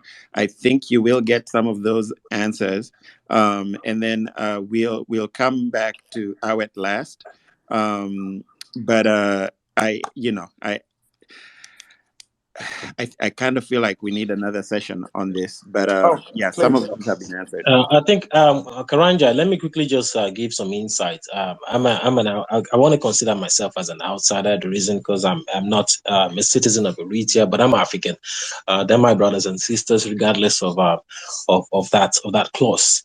Now, I think in 1998, from research, I can see here that during when the war broke, the government was quite creative. They issued a bond, actually, a state bond that raised about I think $70 million, if I'm right exactly. Now, I think in 2003 again, the diasporan community, based on the taxes that were able to that the government collected. Now, this is an unpublished government figure. In 2003, I think the diasporan community were able to commit about $10.4 million contribution, and they had another additional contribution that was raised that actually raised I think about $25.6 million. Again, and then through land purchases again, the government was able to raise another $47.5 million. Now, the government has been quite creative in when they call selling of lands and selling on land and homes as well to Eritreans in the diaspora as well. So that's one thing I would like to chip in really quickly. But more importantly, I think it'd be nice to hear directly from Eritreans to also share their insight. Thank you. I think I had to interject on that one, Doug. Just there was one error. I don't know if you have facts, like you can share it with me. But on the fact that Eritrean government selling land, no, the land is a national utility. It is it's never sold. What Eritreans, everybody else, like anybody else in this world, deserves a land, a home, a roof over his head, and for his family and so on. So everyone, including myself, who even live in diaspora, as long as I fulfill my obligations to my country, I can ask for a land. And at some point, at the beginning, was up to 500 hectares, which eventually is like, this is really huge. What would you build on this? It's like a big multi-million mansion or something like that. So they reduced it to 250 almost hectares. And someone else can correct me on that, almost by half. But that is like, you can take somebody who is extremely rich with 4x4s anywhere, maybe in Nigeria, Ghana, something like that. You see this expensive, beautiful mansion, something like that. It's the land is almost twice as much as that you can build on it, and that is to every Eritrean equally. So multi-complex buildings, like you would see some beautiful places with all its amenities that you never even see in the West, especially that caters into families and children. Okay, with all its shopping, playgrounds, and everything else, that it thinks about social justice. Because you come down to London, people burn. People don't even have playgrounds, for God's sake. And England is not short of land, but it is owned by bourgeois. Okay, so at the end of the day, Eritrea does not sell land. Okay, and then the properties that you've got, it's your property. You build it. You paid for it once. There's no such thing as mortgage for life in like in the West. It is all yours. Even to a point that when the owner, the father, the mother dies, okay, it goes down to their children. Okay, if they don't have children, something like that, it goes to the next relative. It's never for sold to anybody else. There's always a lot of things on that part. And finally, when it comes to Eritrea's defense forces, guess what? When the first pretext border conflict rose post-independence in 1998, not just the Eritreans at home, or even young men who came of age left their schools to defend their country, especially some people like the TPLF who they trained and put in Arat Kilo in Addis Ababa. People from the diaspora, including my own family, cousins, paid with their lives. They left the West, went back home and fought in the front lines and paid with their dear lives. 20,000 Eritreans were lost. That's a mark for you. In the population, this was Al Jazeera also asked that same question to the president in his face. And he says, what business is it of yours? And believe me, because the EDF, everybody should know. And we were talking about SAWA. 18-year-olds are well trained through education in meeting the importance of SAWA, establishing post 1994 under the People's Front for Democracy and Justice. Is the young generation has to assert its identity, because the older generation, we don't live forever. So we have to think, we have always to teach the new generation, about identity assertion, about culture, languages, history, the protection of integrity of your sovereign nation in the land, in the air, on the seas, especially if you have these. Once they know that, as I said earlier, no matter who shakes that ass, you never give it up. She is your mother, she is your wife, she is your daughter, she is your life. So at the end of the day, and I did say, once they've graduated, they know how to use arms properly. They're not going to wait last minute. Someone invaded and they don't know how to fight. You go to Mali, they don't have their own national army because the Franco nations make sure of that. You cannot defend your sovereignty. They've done it to not just to Mali, all Franco nations, from education to military security. Guess what? In Eritrea, no. The youngest age of 18, that's an international law. He's an adult by that time. He knows how to, he must be able to wield that gun if necessary, not against his brother and sister, but against any foreign or even domestic if it has to be, okay? Aggression that might come in. But in Eritrea, they know the price of peace. It's been paid with the losses of hundreds of thousands that we, every year on the 20th of June, okay, commemorate Martyrs Day. Every household has pictures of their sons and daughters of 5 to 7 martyrs that have died. Nobody picks a gun and uses it. They've got 300 bullets each, and guess what? If one bullet is missed during accounting by the army in every region, that means somebody died. That's treason. So yeah.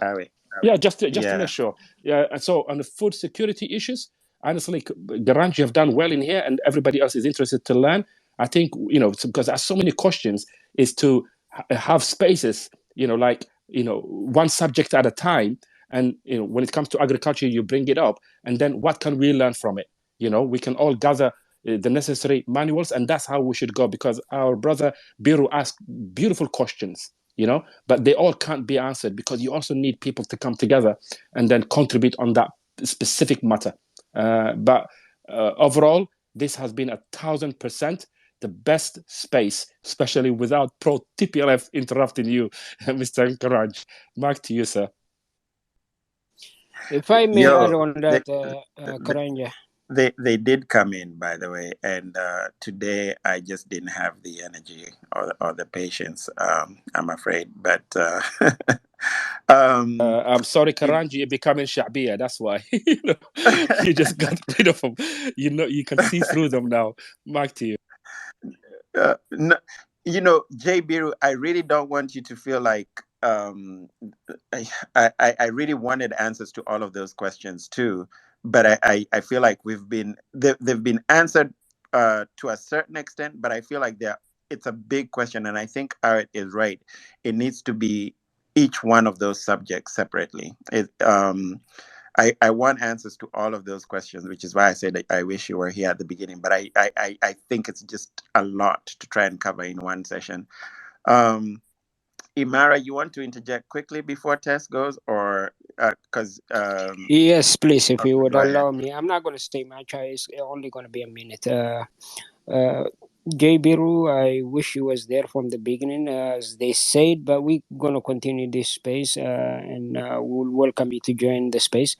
And one thing that I would address right now is about the national service or Eritrean army. Let me refer you to General Ababaw Tadesse, if I'm not mistaken. Tess can correct me. Imara, that he had an interview. Hold on, Imara. Yeah. Let us hear from Hassan from Mali, because he had said he had a couple of questions and his connection keeps going, and then we'll try and answer his questions and then we can carry on, if that's okay. Hi everyone. Hi everyone. Hassan. I'm really sorry because I have problem with my connection. Sure, no problem. Okay, I say Go ahead. I have some questions to ask to my brothers, Eritrean. First of all, I'm really passionate about history, so I really wanted if there is an Eritrean in this space, try to briefly describe the recent and past history of Eritrea, because it's a beautiful. Yes. That's not gonna happen. You're not gonna get a briefly, not from Awet, not from Imara. So sorry for that. The history, I think, is a long one. There are Eritreans in the room, by the way. Awet is Eritrean, Imara is Eritrean, okay. But the history is not short. What's your other question? But that was and I really want to know because I really don't know too much about Eritrea, and all those countries that are, si la corne de l'Afrique, comme on le dit là. Tu vois, j'ai pas tellement de connaissances, quoi. So I really wanted to know, like, what's really happening in Eritrea right now and what has happened, like, in the recent history, because I guess the space is about self-sustenance under sanction and things like that. It's like, if I understand, it's like Eritrea is doing pretty well right now. It's like economically, everything's fine, and despite the sanctions, right? So I want to know, like, what has happened there in the past. Yeah. I think So on let me, that, Alex, Karanj, I will try to DM him with appropriate books, guides, which is like guides, not long books, something like that, to help him start, or even like PDF files that we can find, to start with, to introduce him to Eritrea's history, because you really have to go Because back for I anybody to just want to understand make a Eritrea's comparisons, position. like how we can also apply the same solutions yeah. Eritrea use, So like let as me Yeah, give you I that. will. Yeah. Let me give you that based on what I've gathered from this space, and okay. you can correct me on anything if I'm wrong, Awed. So the Eritreans are under sanctions, and they've been under sanctions, I think, for 30 years, if I'm not mistaken. But what they did is the government educated and informed the people to make sure that everybody is very patriotic. And so one of the things that they have is an understanding that they have to make some sacrifices.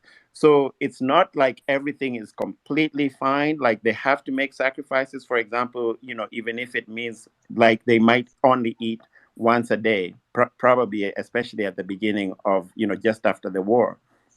But the Eritreans, they supported their government. They did not agitate. They did not push. They did not agree with the West demands for elections, for example. The other thing is all the Eritreans that live in Europe, in America, they were invited to help Eritrea grow. And because of the sanctions, they could not send money with banks. Um, but they go to Eritrea every year and they provide this money, 10% of their annual income, of the income that they make. 2%. 2%. Sorry, 2%. Des impôts sur leur income, 2% chaque année. Et ils envoient ça à la maison en Eritrea. I think the other En thing fait, une question, en fait, is les 2%, c'est le produit brut du pays, quoi, c'est ça.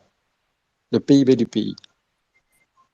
Non, le 2%, c'est l'impôt qu'on paye chacun, Okay. chaque personne qui habite Sérieux. à l'étranger. Ok. Ils payent 2% de leur Revenu. salaire De leur revenu. par année. Oui, de leur revenu Okay. par année. So each year. And then the last thing is, and this one is very, very important, is the MIHAP program, where the government gave each family animals, a cow, une vache, des chèvres, des poulets, pour qu'ils puissent se soutenir avec, et puis encore de la terre, parce que 80% of the population lives in the rural areas. Alors, 80% se soutiennent avec l'agriculture. So I think those are the basic aspects that I understood. And then there's the national service, the National Youth Service. Alors, pendant 18 mois, 18 months after college, after high school, they serve in the National Youth Service. And là-bas, ils apprennent comment se protéger. So they learn army, military service, political, and then also how to just look after themselves. So I guess the National Youth Service also prepares you to do any kind of work, I'm guessing, for the government. They build their own roads. Et puis après, dams. I don't know how you say this in French. They built over 900 dams to make sure that they collect water, sufficient water, de l'eau suffisant dans tout le pays. Les barrages. Je ne connais pas comment dire dam en français. Est-ce que c'est le même mot? Les barrages. Voilà. Yeah. So I think, and Jay Biru, I don't know if I hope I did. I think I said everything in both English and French. That is my understanding. If I were to bullet point the main success points of Eritrea. Mais on va continuer de partager, and the Eritreans will be in the Mali space. Ce sera pas demain en fait, ça doit être jeudi parce que demain je voyage. Okay. So we'll do it on Thursday because I'm traveling tomorrow, and so I'm sure the Eritreans will be there and they'll be sharing some knowledge exchange. How was that for a summation? Non, franchement, c'est une explication parfaite. J'ai bien compris. Vous avez bien résumé, en fait. J'ai très bien compris. Ça me va. Ça me va. Ça me va. En fait, je voulais savoir encore, ça fait combien d'années maintenant ils sont dans cette situation-là réellement? 30 années. 30 années. Ouais. C'est comme ça fait 30 années de résistance contre l'Occident. Oui, voilà. Wow. Ouais. Ça, c'est Et il continue jusqu'à maintenant. They are resilient people. Yeah. Yeah. Ça, c'est parfait. Wow. Ouais. J'espère qu'on va appliquer ça ici aussi. C'est vraiment important. C'est un modèle à suivre, quoi. Voilà. It's a true model to follow. Yeah. Exactly. Yes. Donc, voilà. Exactly. And that's why. Sorry, go ahead, Hassan. Allez-y. Yeah, that's why I wanted to have this space so that we can have information to share, so that if we need to replicate it in another African country, then we have the information. I was very curious about how you remit funds when the banks have been closed down. So, when the banks are sanctioned. So, that was very useful information. And then the MIHAP, I think, is a very unique program. And I don't know. It seems like countries will only adopt it when they're under sanctions. Mais voilà. So finally, from me, Karanj, since you live in the UN, in the United States, and you're within the UN, I think I would suggest, because you're almost becoming an Eritrean now with your interest in Eritrea, but to help you out, to give you an outline, and you will be proficient just reading a good 500 page, and you can pick it up from our permanent representative, at the United Nations, Sophia Tesfamariam. She's in Eritrea currently with the 24 UN African agencies who are in Asmara doing the development cooperative framework.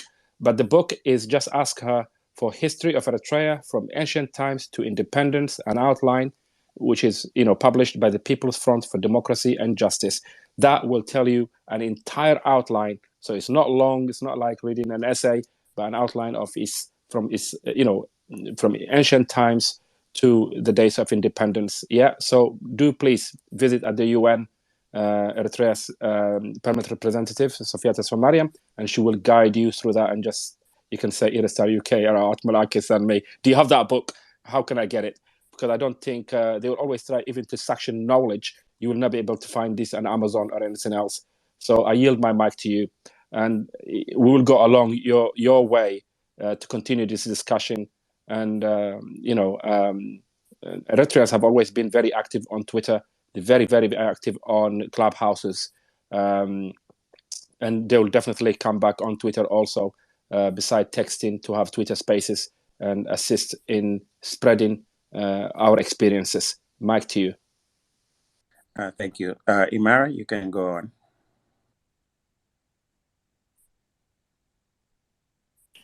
I think that's it. I mean, I wanted to address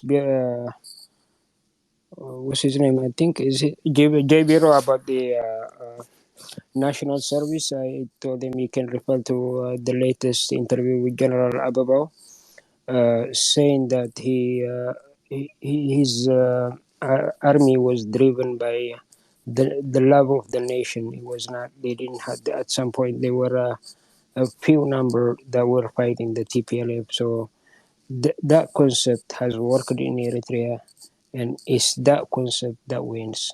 If you own your country, you can fight whatever comes in front of you. So Eritreans, it's not about having uh, weaponry or buying weaponry. It's just the minds of the people. They own their country, Thank you. and that makes them fight to the end. Whatever comes in their way, they fight it, and that's we've been talking about that too. Nitsala ibibira to bit to this was a slogan that was adopted in the armed struggle that says to the enemy, to the enemy with its fight the enemy with its guns and bullets. So if the people believe they have a just cause, they can fight any war. They can fight anything that comes in front of them. So that's what I want to tell you. And to just give you a little thing about the how responsible the Eritrean government is, even if, when it was in the armed struggle, when it was a revolutionary army, it went as far as to Sudan and Saudi Arabia to teach the curriculum. There was a curriculum that was held by the EPLF in Sudan and in Saudi Arabia. So that's one example, that you can learn how responsible and how they want to educate the society and have their vision imprinted in the society, as far as they went to Sudan and Saudi Arabia to educate their people. So those are two things that I want to mention. But your questions are very important. If we can come to the next space that we're going to host, we're going to address them. Thank you for that, Imara.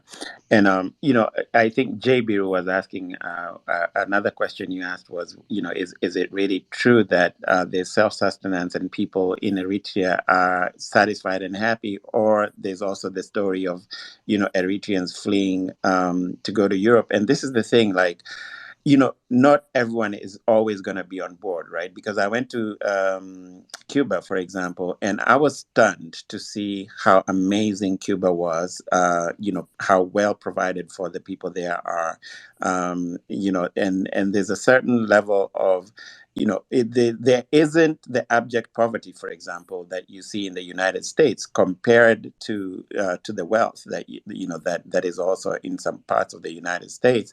And I remember walking around there and thinking to myself, wow, like the people who are fleeing Cuba in boats to the United States, they're not fleeing because they're hungry. I'm sorry to say this, and God forgive me if I'm wrong. But honestly, it appeared to me that they are falling for the propaganda that life is so much better in the United States because of the sanctions, because of the blockade. They feel like there's something that they're being denied that they see in the pictures, in the movies, in the Hollywood movies and the music videos, and they want to go and see it. And God forgive me if that is a wrong perception, but my God honest perception was that they were fleeing because of a misconception, not because of the reality. And I say God forgive me because I cannot profess to have seen everything, but from what I saw, I did not see abject poverty. I saw people that were provided for, but people that, because of a blockade of information, felt that they were really, really disadvantaged more than what it appeared to me. It's definitely the most advanced, the most well organized island of the Caribbean that I've ever been to, including, by the way, St. Croix and St. Thomas, which are U.S. Territories in the Caribbean, the U.S. Virgin Islands. Cuba looks to me much more stable, much more better organized, and in every way. I was in the U.S. Virgin Islands just very recently, just the other day actually, and half of one city on St. Croix was destroyed by Hurricane Maria like 3-4 years ago, and it's never been repaired. It's incomplete, completely disheveled. Tess, you've been waiting a long time. I know there were questions on the table, I think, including from me, but over to you. Yeah, I would rather actually give the mic to Abi Wagi. I think he's there. If you want actually to go first, I don't mind. Abi Wagi, please. No, you can go ahead. I'll wait. Yeah, No, that's fine. Why let me. don't you go, AB? Because Tess will, he's gonna be rapping. So you go ahead, and then Yoni, and then Marcus, and then we'll go around that way and wind down. Oh, okay. Thank you, guys. Wow. I've been in and out since this morning, um, and in the initial stages, I was here for the presentation of out, and I've learned a lot, and I guess I'm one of those victims of probably that drank the Kool-Aid, and it's a lot of us out there, Africans, that would only have access to countries like Eritrea by reading, articles, and then but most of these articles, 99.99% of them, would not yield this kind of information that we all learned today from here. So I want to thank you, brothers, for educating us. And this is exactly what we need, a different narrative of the realities that are coming from our country. And if you have the people that lived it and are coming, and thank you also for not confusing us further by bringing in, you know, different groups with different agenda. That would have been, I was so nervous. I said, these guys are just going to mess me up. So I was going to exit the group, if that was going to happen, because we're here to learn, and you do not want to have any kind of, different, flavors coming in and just messing everything up. But I'm glad that I've learned a lot, and I've been in and out, and that's exactly, this is for me, um, we are all going to deal with this situation, especially for us that are in, West Africa. um, the minute you resist and try to pursue the idea of self-determination, what they're going to do is what happened to Ethiopia. You're going to get Agora, all these incentives, taking away from you, and this is how the sanctions are going to start coming in. And for some of these countries in the West, we have so much more investment from the West, and we're relying on. So imagine if you have 10 companies like Agora in just one small country in West Africa, they're going to immediately suffer. And we need ideas like this to see how best, because we're going to live it. Mali is going through it. They just had a coup d'etat in Burkina Faso. We're watching it closely. Most likely, if he starts sounding like the Malian guy, Assimi, he's going to also get, a very, a slap in the face from the West. So this paradigm shift, is what is needed for us in Africa.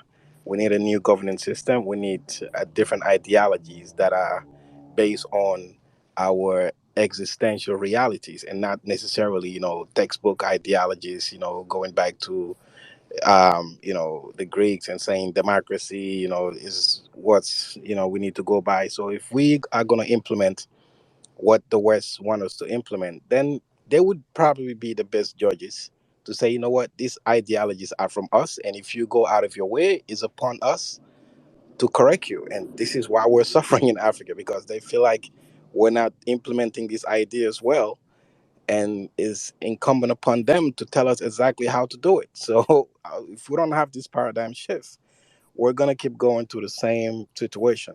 For me, the idea is about social contract.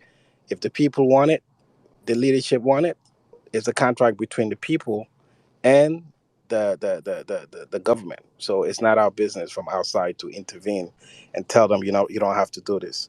But two things I've learned, just to conclude, is I've read about this taxation, and I've spoken to a few people anecdotally, and they were telling me how crazy it was. And when you want to go to Eritrea, you'll have to pay a tax to get inside of the country. Can you imagine? And I was a little gullible, and I just didn't understand. And I thought it was remittance, but they told me it's not remittance. You just have to pay, even if you're outside, you've never lived there.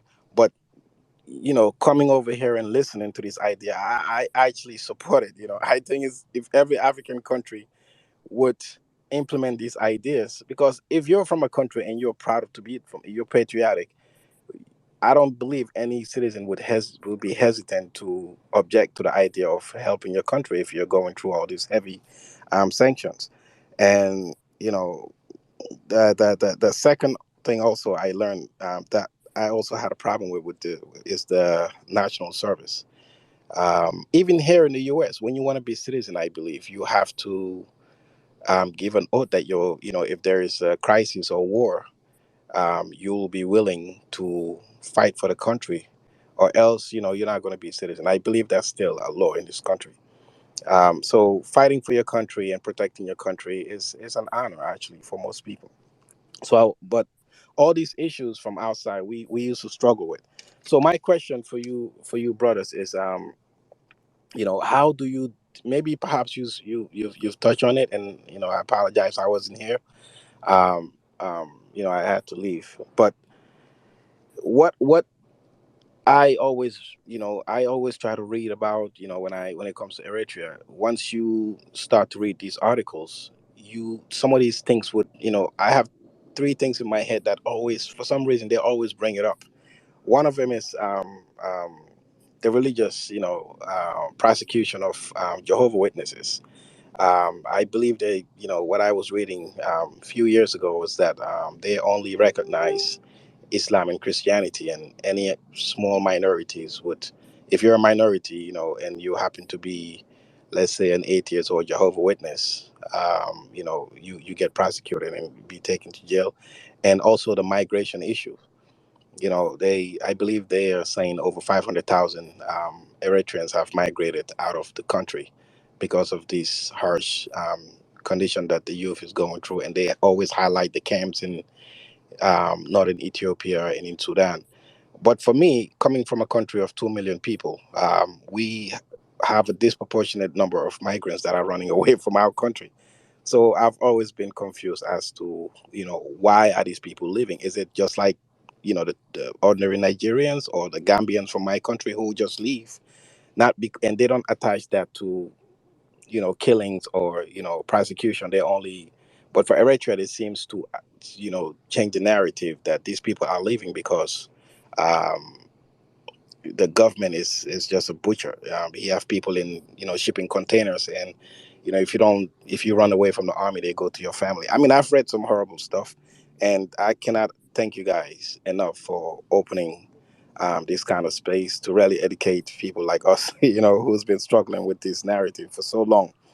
Because we all want to be Pan-Africanists, but then they come and use this, victim, minority issue, say we are Africans, and why, how come, you're not sympathetic to the idea of, us being prosecuted and the government is this, and we always tend to struggle with these ideas. But I've learned a lot, and again, thank you guys very much, and I hope to learn some more about Eritrea, and the ideas are awesome, and I honestly believe that Africans can learn from it. Thank you. Thank you for your question, AB. Let me say one thing about, for example, the migrations. I think the majority of us live here. The majority of people on this space live in the Western world. If you can just place yourself in the shoes of any African kid today, if you were given a definite exit route to leave Africa, and you're told that as an Eritrean you will be accepted, or as a Kenyan, or as a whoever, you will be accepted, provided you say that you're from this country, which is what they do. They organize. This is by design. They organize these immigration systems. They organize the chaos. We don't even need to go so far. Remember the chaos that they organized at the airport in Afghanistan, telling Afghans that they could get on planes?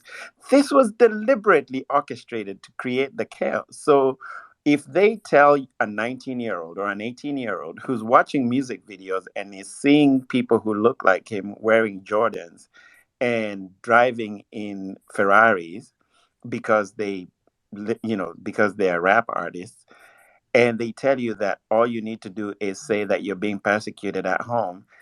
God forgive me if I'm simplifying this, because I don't think I am. I think that most Africans in the situations that our countries are, sorry, not most Africans, but many young kids in the situations that many of our countries are, will opt to try to get to the West because they do this thing with Hollywood and the music videos. And I think it's as simple as that. I don't think it's much more complicated than that. But you know, I agree. I agree. And And, you and there is a formula to let you know. There is the economic hitman, and after that, after the economic hitman, there is these things that we have recently witnessed in Haiti and Papua New Guinea, and then after that there is these sanctions, and then after that there is this deplifying by the mass media, like making you the worst person ever, and the list goes on and on and on. But there is a formula to bring you down to your knees. That I is something that you have to understand, my brother, and I'm sure you understand that. But it's I, something that I want to say. I agree. I agree. I'm just looking at Mexico. If we were to put Mexico in Africa today, it would be a success in Africa, because they have over, I believe, 131 million people. But if you look at the GDP per capita, it's almost $10,000. Um, but yet, they're killing themselves and hopping over the fence to come to the U.S. And it's really not a bad country, as compared to Africans country. So I think, if Mexicans are doing that to the U.S., so I think the idea of migrating, the only issue is they try to attach it not to economic circumstances or situation, but they just try to make it seems like they've been killed and prosecuted. And And of course, the other thing about human nature is that, especially with young people, is that migration is going to happen regardless. I mean, we have illegal Europeans right here in the United States. There's a whole Irish community in Boston that are illegal. They walk over the Canadian border, but that is never written about or heard of.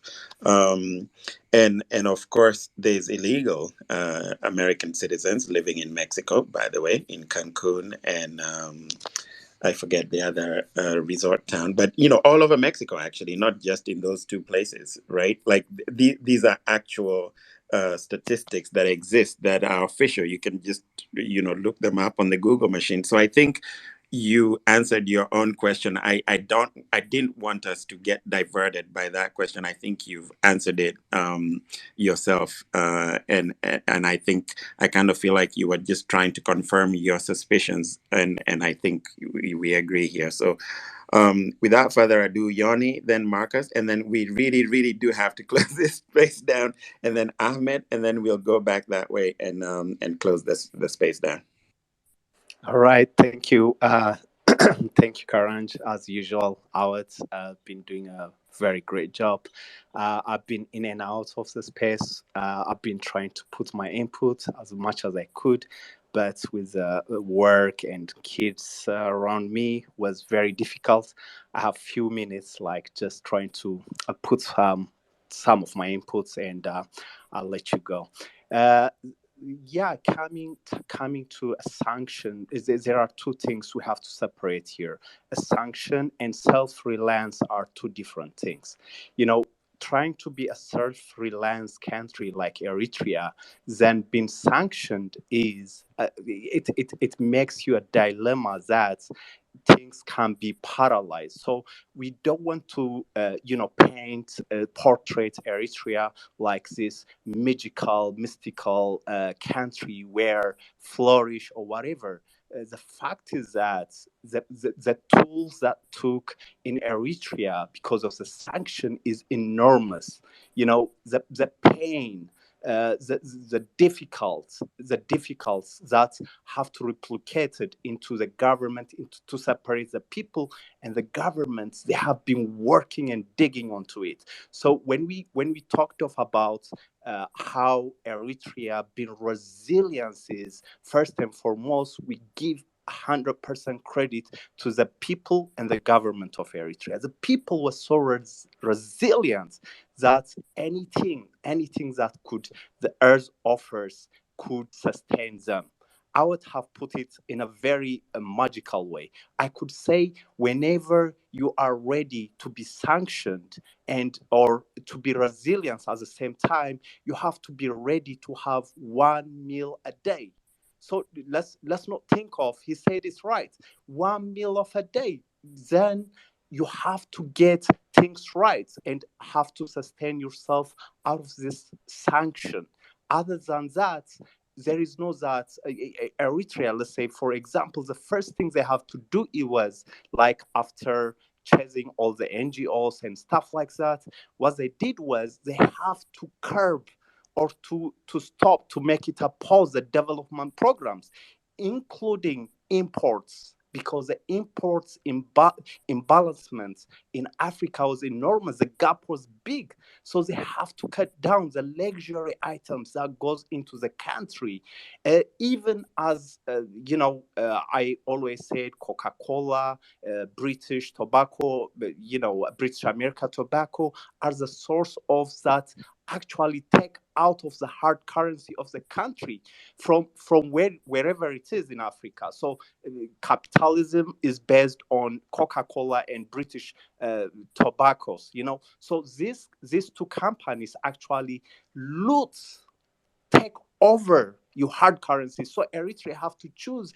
They even extended to stop these companies from operating in Eritrea, because whatever sustain in this in the norms of the world of economics, you have to have a hard currency that sustains the country.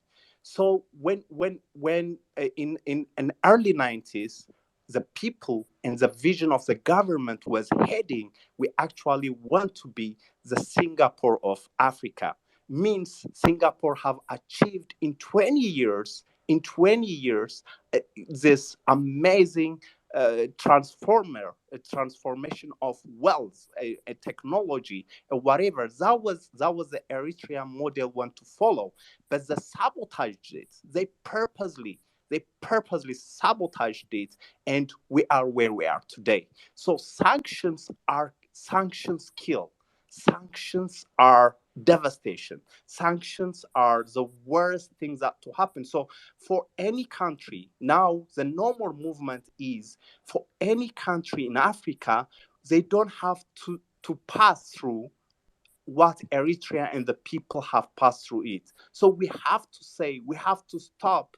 None of our countries have to be sanctioned again. So if I could conclude on that, sanctions, we have to fight. We have to fight that sanctions have not to be implemented in any of our countries. Thank you for listening.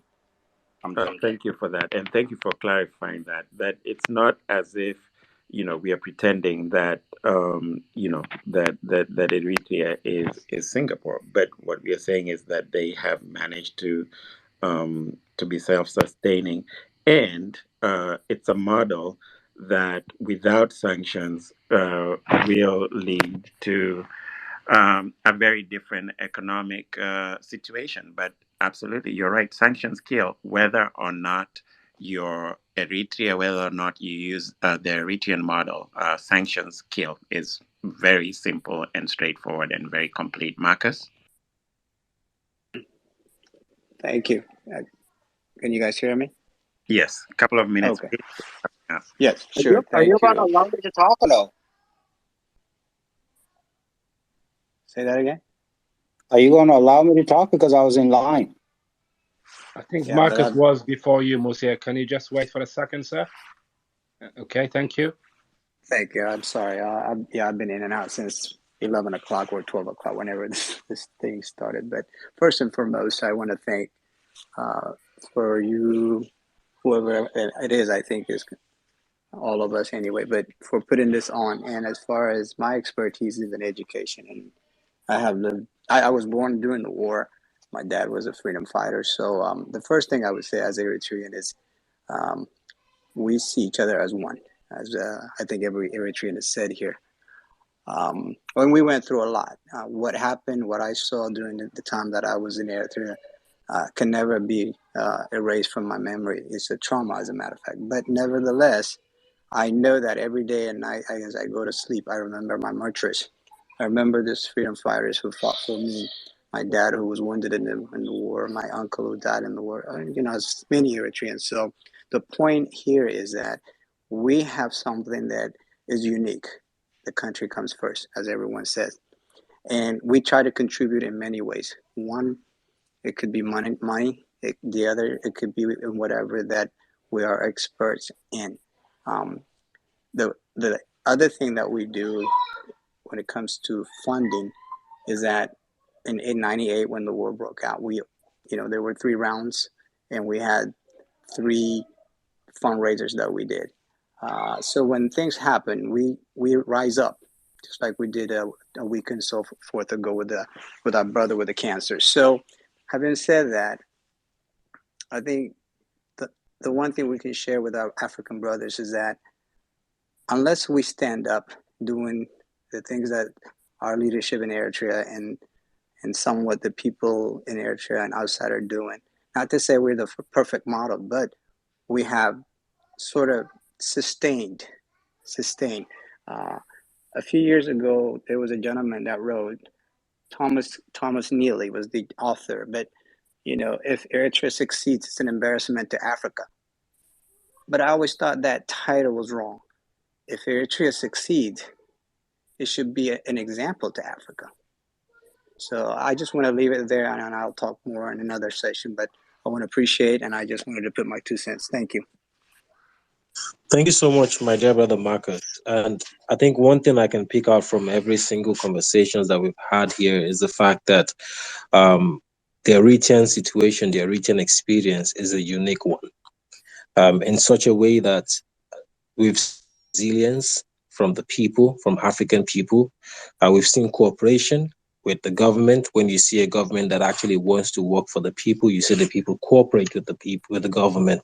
And we've seen the diaspora community, everybody stepping up to actually make sure that our pride as Africans is not being trampled upon, and especially our pride as our Eritreans. I'm really proud to hear all this. All this information, and I know this is not this kind of space is not. This is not the end of it. We need to have this kinds of conversation continually. Absolutely. This is my closing remark for sure, and I want to say the thing that I've noticed so far is Eritreans are nationalists at heart. This is one of the things that I think I'm learning personally from this. Because if you go to Nigeria, there is this ethnic, religious, biases, and there's this just division across there. If you go to any in Africa today, there's that ethnic tribalism that affects us. But this I have not heard. So far, so good from all my Eritrean brothers and sisters, and this makes me so happy and so proud. Before we round up and have our final remarks from our speakers, I think we have journalist Ahmed here from Somaliland, Eritrea. Please, Ethiopia. My apologies there. I want to hear really quickly from you, and then we get closing remarks from every one of us. We've been running this space for about 6 hours now. I think my dear brother Karanja and I,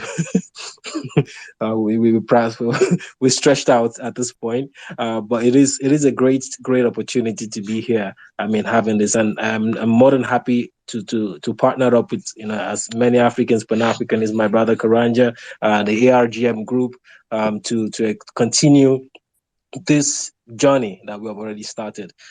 We didn't start this, I would say. Our forefathers have already started this journey. We're just standing on the shoulders to continue on what they already built upon.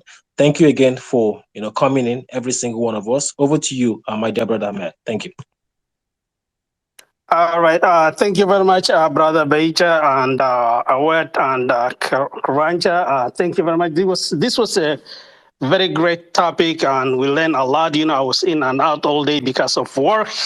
I was very busy at work today, and I wish it was like a weekend, all day stay with you guys. But at all, there is like a big issue in Africa, especially in the Horn of Africa, which, we did not address in this case of Eritrea, for the land grabbing from the minority tribes. We all know that, for example, the conflict today happening in Benshangul, there was a land grabbing because the indigenous people that live in Benshangul, the land was stolen by the Highlanders during the Haile Selassie and Mengistu and even like the TPLF era, That's and also like Gambela, we know what happened in 2003, the genocide, that was the reason that happened was, the Indian commercial farming companies was coming in the area and taking a land from the indigenous people.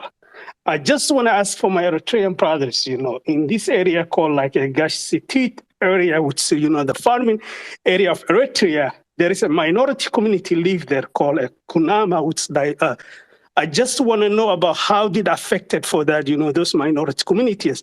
Since like Tigrinya speaking majority are coming to the area for farming, I just want to know, learn more about, Thank you.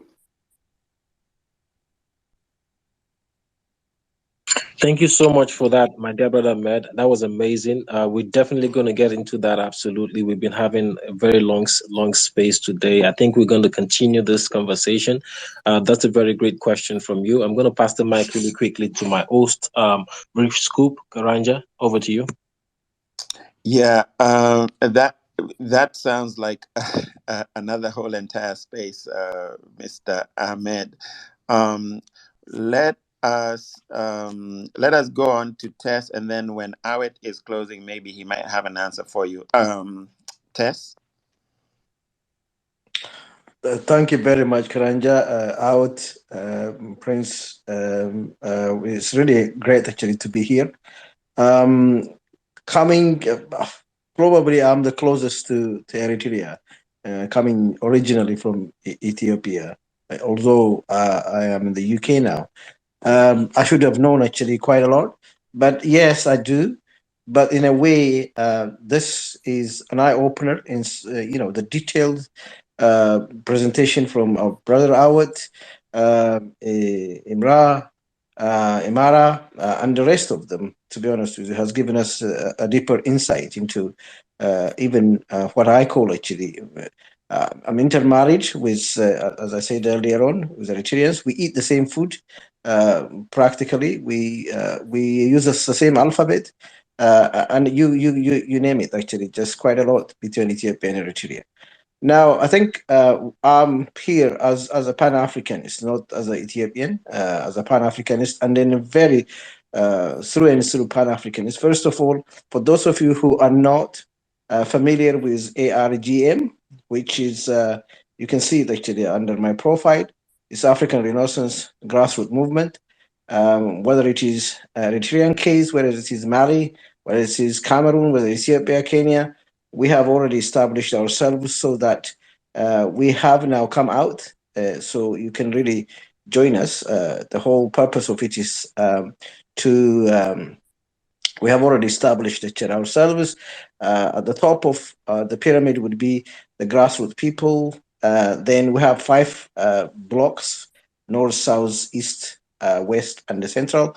And then we have a board of 15 already that we have established ourselves. That way, I will those of you actually who I can DM to, I can send you the link. You can really join us at our Telegram, and from there, there are people, as Karanja knows, there are people that we need to put at the regional level. Just simply earlier on, it was mentioned that our sister from Eritrea now, who lives actually in America, she amplified the cause for Pan Africanism. Having said that, I think what is crucially important here is the service, the military service, is not unique to Eritrea. Ethiopia had it actually. I read Ethiopia had it during the Mengistu regime. It was a national army. Israel actually does have it. There is a very clear justification for, as we discussed, for Eritrea to have a national, army. And then, that national service is part and parcel of the whole process. I don't think actually it is just simply for army purposes, but they can use this force. I wish Ethiopia, in the current circumstances, if Jibiru is still here, to be honest with you, and I wish to say to him, if Ethiopia, rather than having these special forces everywhere, I wish they have actually properly indoctrinated, properly, taught about citizenship rather than actually affiliated to any ethnic group, dismantling the whole, that would have really helped. So it kept the 3.6 million Eritreans intact. And then in that respect, no matter how others actually perceive it this way or that way, in whatever sense, a smaller country in terms of number, the only way is actually to organize itself that way. So I would rest actually my point on that one. The second one is actually the remittance.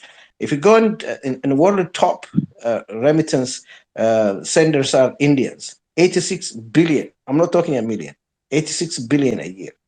And then Egypt, you can get us about 33 billion a year. And the rest of us, I mean, come to Ethiopia for that matter, we could have sent it because you cannot precisely tell the amount of remittances coming actually to your country because of the various illegal ways of actually entering your country. So you can only actually talk about it. So long as you send it legally, it is not a money laundering. Earlier on, a friend of ours actually mentioning the legality of it. It should be okay, but I'm not saying actually every single remittance is actually done legally. Therefore, it's not illegal. I'm not really claiming that. But Eritrea has done actually tremendously. The other area of which we touched upon earlier on is the agriculture. The focus was on agriculture as well. It's a huge sanction. But I differ with some of the people I know actually. Karanja, and I'm also actually in the same. I'm against sanctions, but I don't see that we have to really go out and say, fight sanctions after sanctions. They will not stop putting sanctions. I would rather actually, from the experiences of Eritrea and Iran, there are a number of in fact South American countries, but we have to really prepare. We don't invite sanctions. If they come, you should not just simply actually cry. Now we have actually AGOA. It's not Ethiopia, but also Mali is affected actually by AGOA, and the list continues. And what's that? Zimbabwe was actually under heavy sanctions for quite a time, for purely political reasons. To be honest with you, just simply to hit. Now, from Eritrea, what we have learned, okay, how can you circumnavigate? How can you really withstand the pressure of sanctions? This is actually what we have to develop as Africans. We cannot beg. You beg them, they don't stop. Whether it is United Nations led or unilateral sanctions, they're going to impose them anyway. So we still resist. We oppose to what they do because it is absolutely inhuman. And then, but we have to really firm up ourselves and then withstand this the impacts or the negative impacts of, at least actually to reduce the negative impacts on our people. They always say actually they are sanctioning against the leaders. To be honest with you, the leaders will not even budge. To be honest with you, they don't. You don't allow them actually to go another country. They can go another. They have the money. It's the poor actually that have been affected by sanctions. Therefore, we have to really strategize and advise. In fact, as ARGM, we are planning actually that how if a next hit is actually say for instance Niger, what are you going to do? Before it happens, actually, that we have to prepare ourselves. I think Eritrea did pretty well in this one. The sanction wasn't actually easy. No matter how, for instance, democracy in Africa was portraying that just money laundering, the rest of it earlier on, what I'm saying, let us just ignore that, but focus on what has been actually achieved in Eritrea. Despite the sanctions, whether it is in a military front, whether it's an agricultural front, and the rest of it.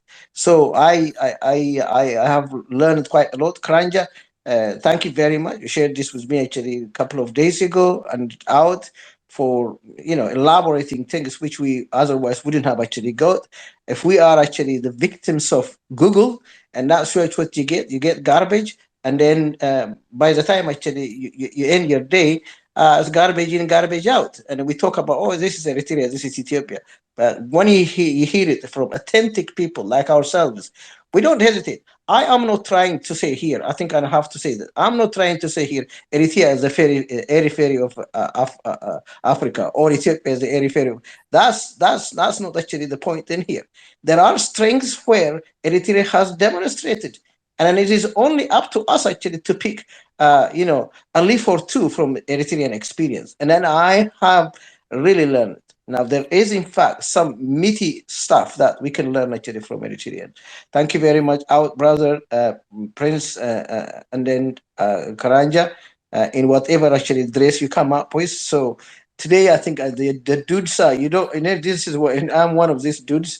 You love actually the ladies earlier on, but unfortunately, actually, you have no choice but to allow me to speak. And departing in this is, to be honest, is very elating. And thank you very much.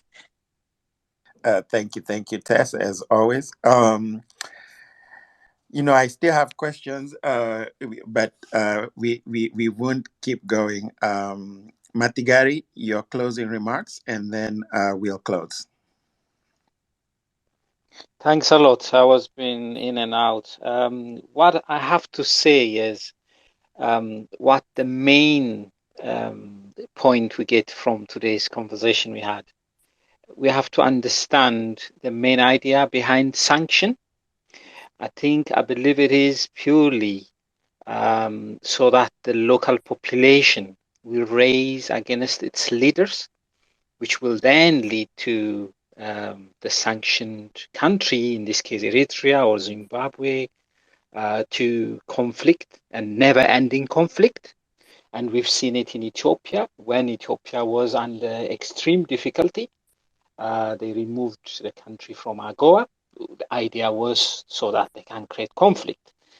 That is why then now we can say, as Eritreans, we prevailed because we make sure that we debunked, or we made sure that this idea behind the sanction failed.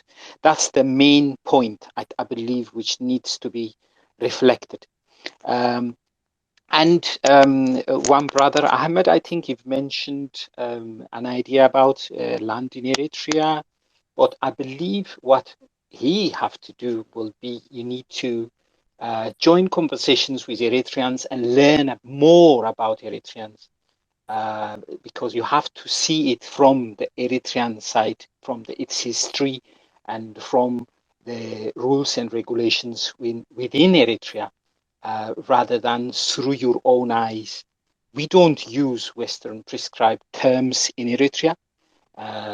Everyone have paid sacrifice. Each and every individual within Eritrea, within the household, have paid someone, brother, sister, father, mother, at least someone within the family. So they respect that. It is within the border, within the whole Eritrean border. So that keeps the nation and the people strong. That is the reason that you see, which is a unique country. It's not to exaggerate. That's why people have to know more. You can't talk about Eritrea in simple words and tell every history in one space. I believe this should motivate everyone to have a conversation and learn more, so that you can have a bigger picture. Again, I do thank you very much for this opportunity and for learning each other, have shared the experience. Thanks a lot. Thank you. Doug, your closing remarks. Overall, I think this is an amazing where we are able to learn from one another and be able to apply some of the lessons from this engagement to help one another. Regardless of sanctions, we all understand imposed. Of course, the United States, UN can decide to use whatever excuse they may have. Even Canada. About a few weeks ago, the indigenous people here in Canada won a lawsuit against Canada and the Catholic Church. And this was, a suit against Canada, of course, based on abuse on the First Nation children. The Canada government, alongside with the Catholic, they laws to actually, they made it legal, if I will put it that way, to abuse First Nation children. And over time and over the years, there's been issues that come up and expose some of these things. So these big nations, of course, they're not saints like many of us have come to believe in the past. And again, the sanctions they keep, like I said, keep imposing on African nations, especially leaders who have the support of their people. Of course, understand that these things are just war techniques. They're just ways of trying to attack and continuously repress our people.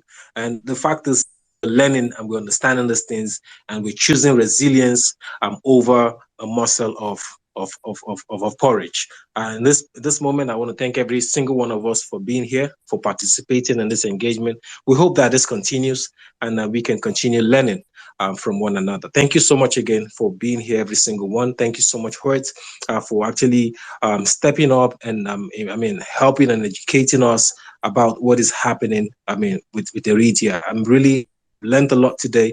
Also from Imara. Thank you so much, Imara. I've learned a lot from you. I've not had the opportunity to visit Eritrea.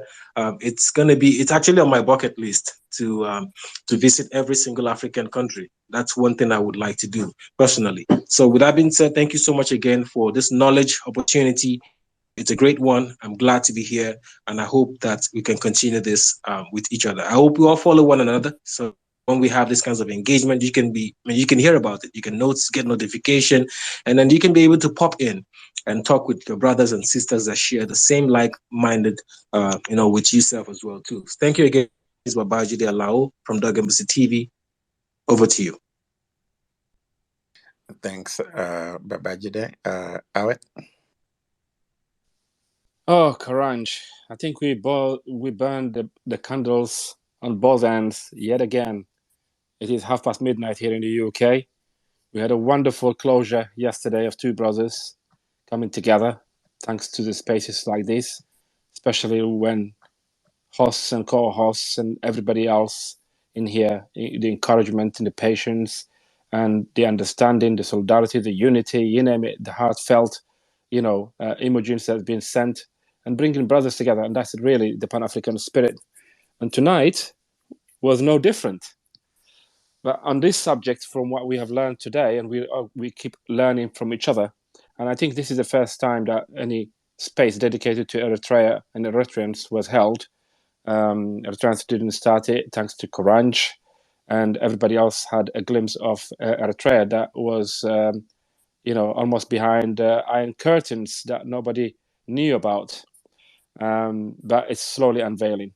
So I'd like to start by saying for the last, for these remarks, that unless we own our narrative, and that is the way we are going, then we do disservice to ourselves as individuals and as a collective. The biggest damage to a point of losing our integrity, our sovereignty, and everything that we hold value to, of losing our nations. Because everything else is systematically being, fed to us.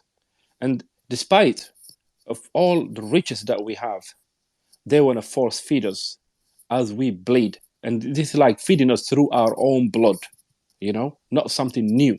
They never add anything else. So that is becoming clear. So it is very vital that we own our narrative. And how we do it is, yesterday we were asking, what's happening in Mali? What's happening in, Cameroon? Not just like what we read in the papers, or like, our brother AB was there earlier speaking something like, hearing other people talk about Eritrea. We'll discuss it in segments in future. So it can be a learning curve for everybody else, what they can take from it, especially on the mind drain, reversing migration of the systematic divisions and abuses in order to kneel nations and exploit its resources, how it can, be overcome and what we can do about it.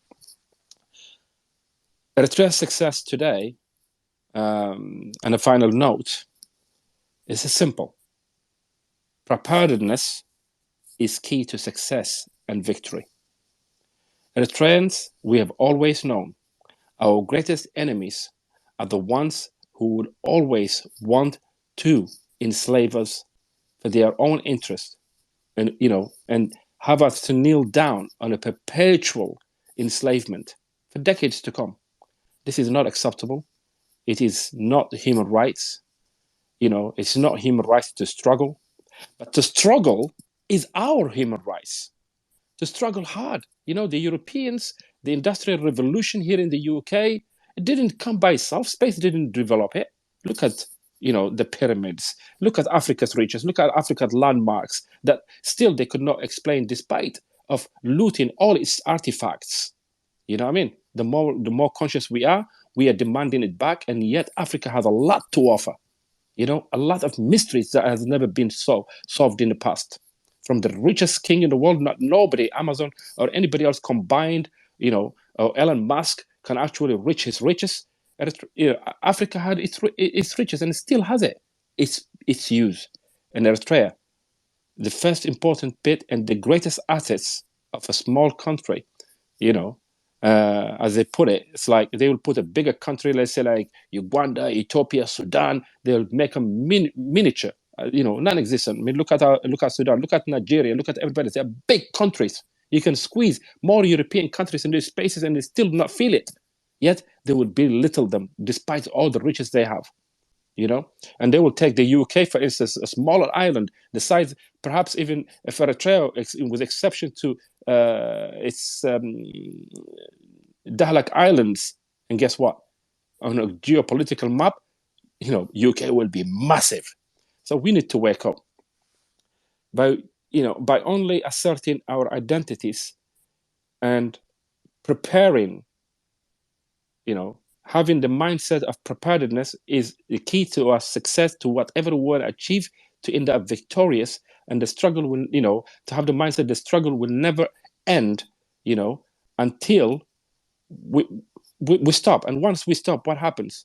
They win. So let's keep a mindset that we will always keep going forward, pushing forward, and there's no stopping. In the end, finally, there's so many beautiful questions that have been raised in here, and we'll create spaces for them. And Karanjo hopefully will keep pushing at the end of the day to try to know Eritrea, let alone Eritrea or Somalia, Ethiopia, or Mali, or Cameroon in one day. We do injustice. We have to keep that channel always open. And as we do, we learn more of each other, and we know that we are Africans. We are of one, almost the birth nation of civilization, the whole African continent. And it is not a joke. When the world completely collapses, everybody else will revert back to Africa again, as the biggest mass on the world, no matter how little they make it. So let us own our narrative, people. And thank you for being, honestly, well-disciplined people I have ever met in here, learning and everything else. And we'll keep that spirit going. And thank you, Karanj, for your really African, Pan-African spirit and zeal for staying this long. I've got 3 hours to sleep, but I will, sleep or die, happily. Thank you. I yield my mic, and good night from me to you all. Please follow each other, and that's the only way you're gonna know when other spaces like these are coming up. Thank you. Thank you so much, Aret, for being there with me all these hours. I really had planned that today we were going to somehow cut it short, but it is what it is. The space is useful and it is full of information, and there were really good questions. I want to read here Memorandum 499 from the Deputy Assistant Secretary of State for Inter-American Affairs, Mallory, to the Assistant Secretary of State for Inter-American Affairs, and that was Rabadam. And this was a memo written in Washington on April 6, 1960. And the subject was the decline and fall of Castro. Salient considerations respecting the life of the present government of Cuba are: the majority of Cubans support Castro. The lowest estimate I have seen is about 50%. There's no effective political opposition. Fidel Castro and other members of the Cuban government espouse or condone. Okay, that's not relevant to this. So they pointed out Castro's support of the Cuban people. And so their response to this was the below. If the above are accepted and cannot be successfully countered, it follows that every possible means should be undertaken promptly to weaken the economic life of Cuba. If such a policy is adopted, it should be the result of a positive decision which would call forth a line of action, sanctions, which, while as adroit and inconspicuous as possible, makes the greatest inroads in denying money and supplies to Cuba, to decrease monetary and real wages, to bring about hunger, desperation, and eventually the overthrow of government. The principal item in our economic quiver would be flexible authority in the sugar legislation. That's not really relevant. It's specific legislation that was going on in the United States. They are very, very, very clear that the purpose of sanctions is to cause hunger, death, and lead to people not supporting their government. It is sinister, it is insidious, it is dark in every possible way. But that is what sanctions are. So let's not be confused about what they are or what they do. Thank you all so much for being here and hanging with me through all of this. It is important that we understand these things. This was an actual cable. Karanja, can I say a word before you close it?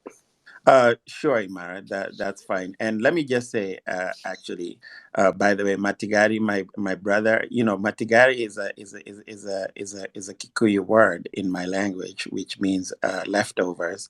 And Matigari got that from a book he told me that he read while doing his college degree in Ethiopia or Eritrea. I'm sorry, I forget which one it was, but It was in Eritrea. Yeah, in yeah. Eritrea. Thanks. It always warms my heart to see him in here, and it reminds me that we are one. Imara, go ahead.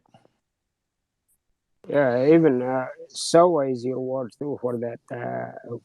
For a matter of fact, Sawa means okay, right?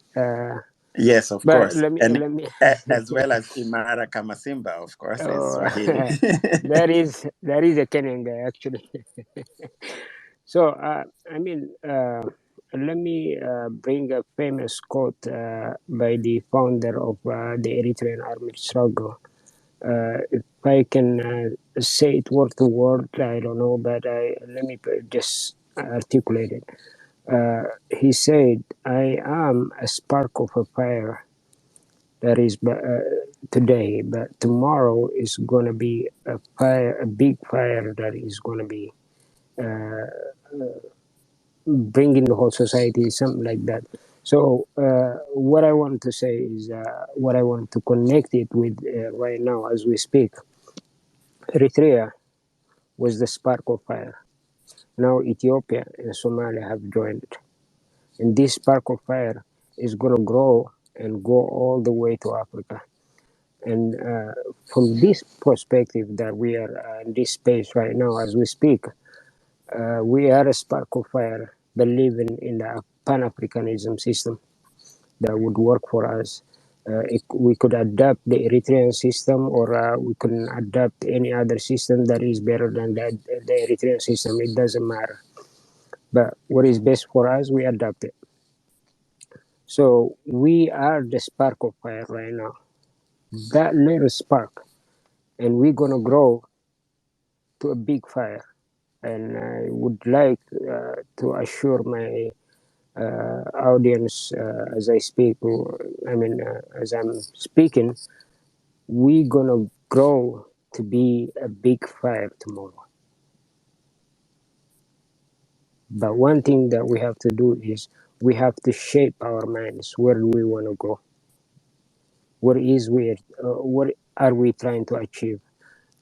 Just like I was mentioning the Eritrean Revolution when it started, when it was trying to preach the people us and our goals or our vision. What is our vision?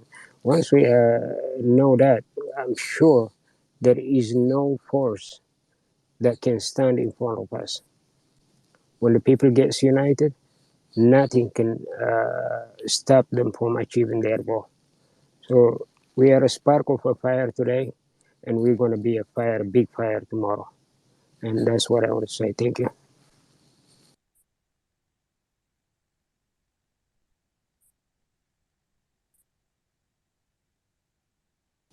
Back to you, Karanja. I left the speaker for you. Okay. Well, I think Karanja also said his piece. It was wonderful to hear everybody in here. I I don't know if couldn't get to the mic. Sorry. it's all Yes, right. I'm Yeah, here. you And make I you think make it close, Karanja, and then we'll close it. I've got 4 hours sleep now. I don't want to leave you here alone. yeah, Thank you. no, I did say my piece. So with that, thank you all. Thank you, thank you, thank you. And I'm actually gonna post the document that I just shared, read from on my timeline, so that you guys can see it and share it forward. Thank you, thank you, thank you. Have a good night, all. Good afternoon, good evening to everybody. Good morning to Awet and everyone else. Have a good night. Thank you.